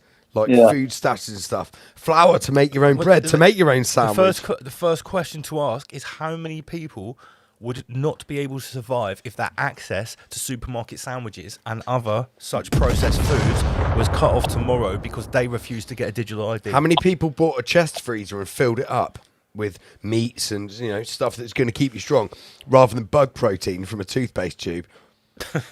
How many people did it? How many people? Buy yourself a chest freezer, get a load of steaks and chicken, and get it in there. Buy like fucking 20, just something. Buy fucking do something. 5-10 kilograms of chicken breast at a time in just massive do bulk. something. That you can freeze it for like 5 years. Buy it now, whilst you can still buy meat. Anything that's going to keep you strong. Don't forget, they want weak people. Look how many gay men there are now. Right, carbon labelling. I'm sorry, but there are. And I don't mean homosexuals. I mean just gay men. People that can't defend themselves, can't do fuck all. What is carbon labelling? My Emissions has created a simple, easy to understand carbon label so companies can develop low carbon recipes and empower consumers to make more informed food choices. It sounds so benevolent now, doesn't it? Yeah, totally. Do you know where this is going? This is going where carbon becomes a central currency and all your bank accounts will be in carbon. The reason I know that is when I worked at Siemens, I built the first CO2 emissions trading registry in England, where the large corporations could trade their underused or overused carbon credits between each other to avoid tax. Yeah, see, this is what I mean. The rich will be all right. They can do all that shit. Yeah, you can offset. They can sell their carbon credits to a peasant. Yeah. Who's just living on sweet corn and cabbage, just trying to get their social credit score. That's what the fourth industrial revolution is all about. Sukh. The stakeholder capitalism. Basically, it means that those people that are stakeholders can like trade things like these carbon credits on behalf of all this shit that's happening, but we're not going to be stakeholders. That's the whole point of how it works, right? And I think that's what everyone's missing. Yeah, definitely. Lads, am I allowed to spark this chillum on it? Yeah, of course, no problem. Yeah, I was keen for the talk. I just need to we encourage that here. Please knock yourself out. Right, we've got just over 10 minutes left. Right, next subject, and this one is quite interesting. Two stories, both around Switzerland. Let me make it big so everyone can see. The one on the left, 16 lab-grown brains run the world's first living computer in Switzerland. The world's first bioprocessing platform where human brain organoids, lab-grown miniaturized versions of organs, that's what an organoid is, they perform computational tasks instead of silicon. Right, this was suggested to me. Right on my feed, wow. And I had a little look into it. I was like, "What the fuck is this?" Totally. And obviously, it's Switzerland. This comes directly from Lord Schwab. Right. So if we just take what that one says, process it marginally, put it on a back burner, and then apply it to the second story. Switzerland is the only country in the world with enough underground bunkers to protect its entire population during a nuclear disaster. It has over 370,000 separate shelters built up beneath homes, schools, even mountains. Every Swiss resident is guaranteed a safe spot in a bunker, proof of next level national preparedness. It's so coincidental that Switzerland is like the autonomous, like war exempt bankers central. This is where the super cuboids live. Yeah. This is where the cube power comes from. This is where like the black nobility bloodlines have their castles. These are probably where the cubic servers are. I remember I was on a boat in Thailand with these Swiss soldiers. Everyone looks at Silicon Valley. This is probably where it all is. In about 2000, it's the quiet ones you have to look out for, right? In about 2011, I was on a boat in Thailand. I was running this party cruise, and there were some Swiss soldiers on board, and everyone has to sign up in Switzerland as part of, just you have to sign up. And they were telling me, they're going, you don't understand how many underground bunkers we have in Switzerland. I had no idea about this shit then. And they said, literally, you could go to what you look like a regular detached 3-bedroom house, and you could find out that is a complete dummy house, and all that is an entry point into a huge 17, 20, 30 level bunker. And you walk into the kitchen, and the central console in the kitchen, you press a button, and the floor goes down. And I'm like, yeah, right. Mate, and they would go, no, you don't understand. We've been to these facilities. This is very normal in Switzerland. And now I'm looking at this infographic here. I'm going, fuck, these guys were telling the truth. Jason Brashears has done a video not long ago, a few weeks ago, about 6 weeks ago. I shared it not long ago on my Facebook, all about underground military bases, dumbs, bunkers, all of it. And some of the images and videos that he got there were fucking like mind-blowing. He's talking about like people like Mark Zuckerberg and people like that, like these, people perceived to be elites, but they're not really elites. They're building bunkers at the minute. They're going to be the first ones like found out because they've got to have like ventilation shafts. And he's showing like the actual underground structure, like what Lance is talking about here. Like, and it's like impenetrable. Imagine saying there's no fucking way you're getting in there. If they've got the capability to say that every single person, the millions of people that live in the country, I don't know, it's probably under 10 million in Switzerland, but every single person has a space in that bunker. That's Imagine mental. the infrastructure behind that to support that claim. Now, let's marry it up with the first story. So It basically, makes me think, like, when I go skiing, when I go snowboarding, like, on the mountains, You're Switzerland, skiing what's on top. underneath me? Under 33 levels deep, they've got 1,000 organoid human brains inside a supercomputer processing the next simulation. This is like Jeffrey Epstein's ranch. But worse. Q-Track says this is a bollock story. What are we to say that Hey, we're just reporting on Clown World, man. Fuck off. I've got no idea if this is true or not, but let's face it, why wouldn't it be true? But they've been talking about this kind of stuff for a long time, using living matter to perform computational tasks. I don't see why not. Yeah, mate, I'm down with this. Right, next. Here we go, back to the Holy Land. Israel is paying influencers $7,000 a post. We've got 6 minutes left. $7,000 a post. Netanyahu referred this week to a community pushing out preferred messages in US media, and boy, they are making a princely sum. Right, so $7,000 per post, Israel is paying influencers. This is people like your Officer Tatum. People have broken down that the biblical story of when Judas was paid to betray Jesus, he got paid 30 Tyrian shekels. 120 denarii equals 4 months' wages. This is straight from the Bible. Ancient daily wage, 1 denarius, a modern US minimum wage, 2025, $7.25 an hour times 8 hours equals roughly $58 a day, 128 days. Well, that is not shy of $7,000. So long story short, Judas was paid the biblical equivalent of $7,000. So anyone who's taking this money is quite literally Judas. You're Judas. You're Judas. Answer, yes. And this is straight from Grok, by the way. Grok answered this question. Yes, the 7,000 figure aligns with both Judas's payment and Israel's influence. That's directly from the Saturnian AI. Yeah, Enki Musk's personal AI. Yes, directly this. from Saturn. Okay, right. That's quite a good one. That's isn't amazing. It? That mate. is amazing. I enjoyed that. A real Clown World classic. Right. I hate to be so lowly. I know. You're going to lower the tone. You know this guy that got kicked out of Big Brother? Get this fucking message off the screen. The ginger guy? Yeah. Did you hear what he actually said? No, I didn't actually. No, I heard like clips of it, but I'm sure I didn't hear the nuts and bolts of what you're saying here. Please don't. I didn't. What I heard him say was very moderate.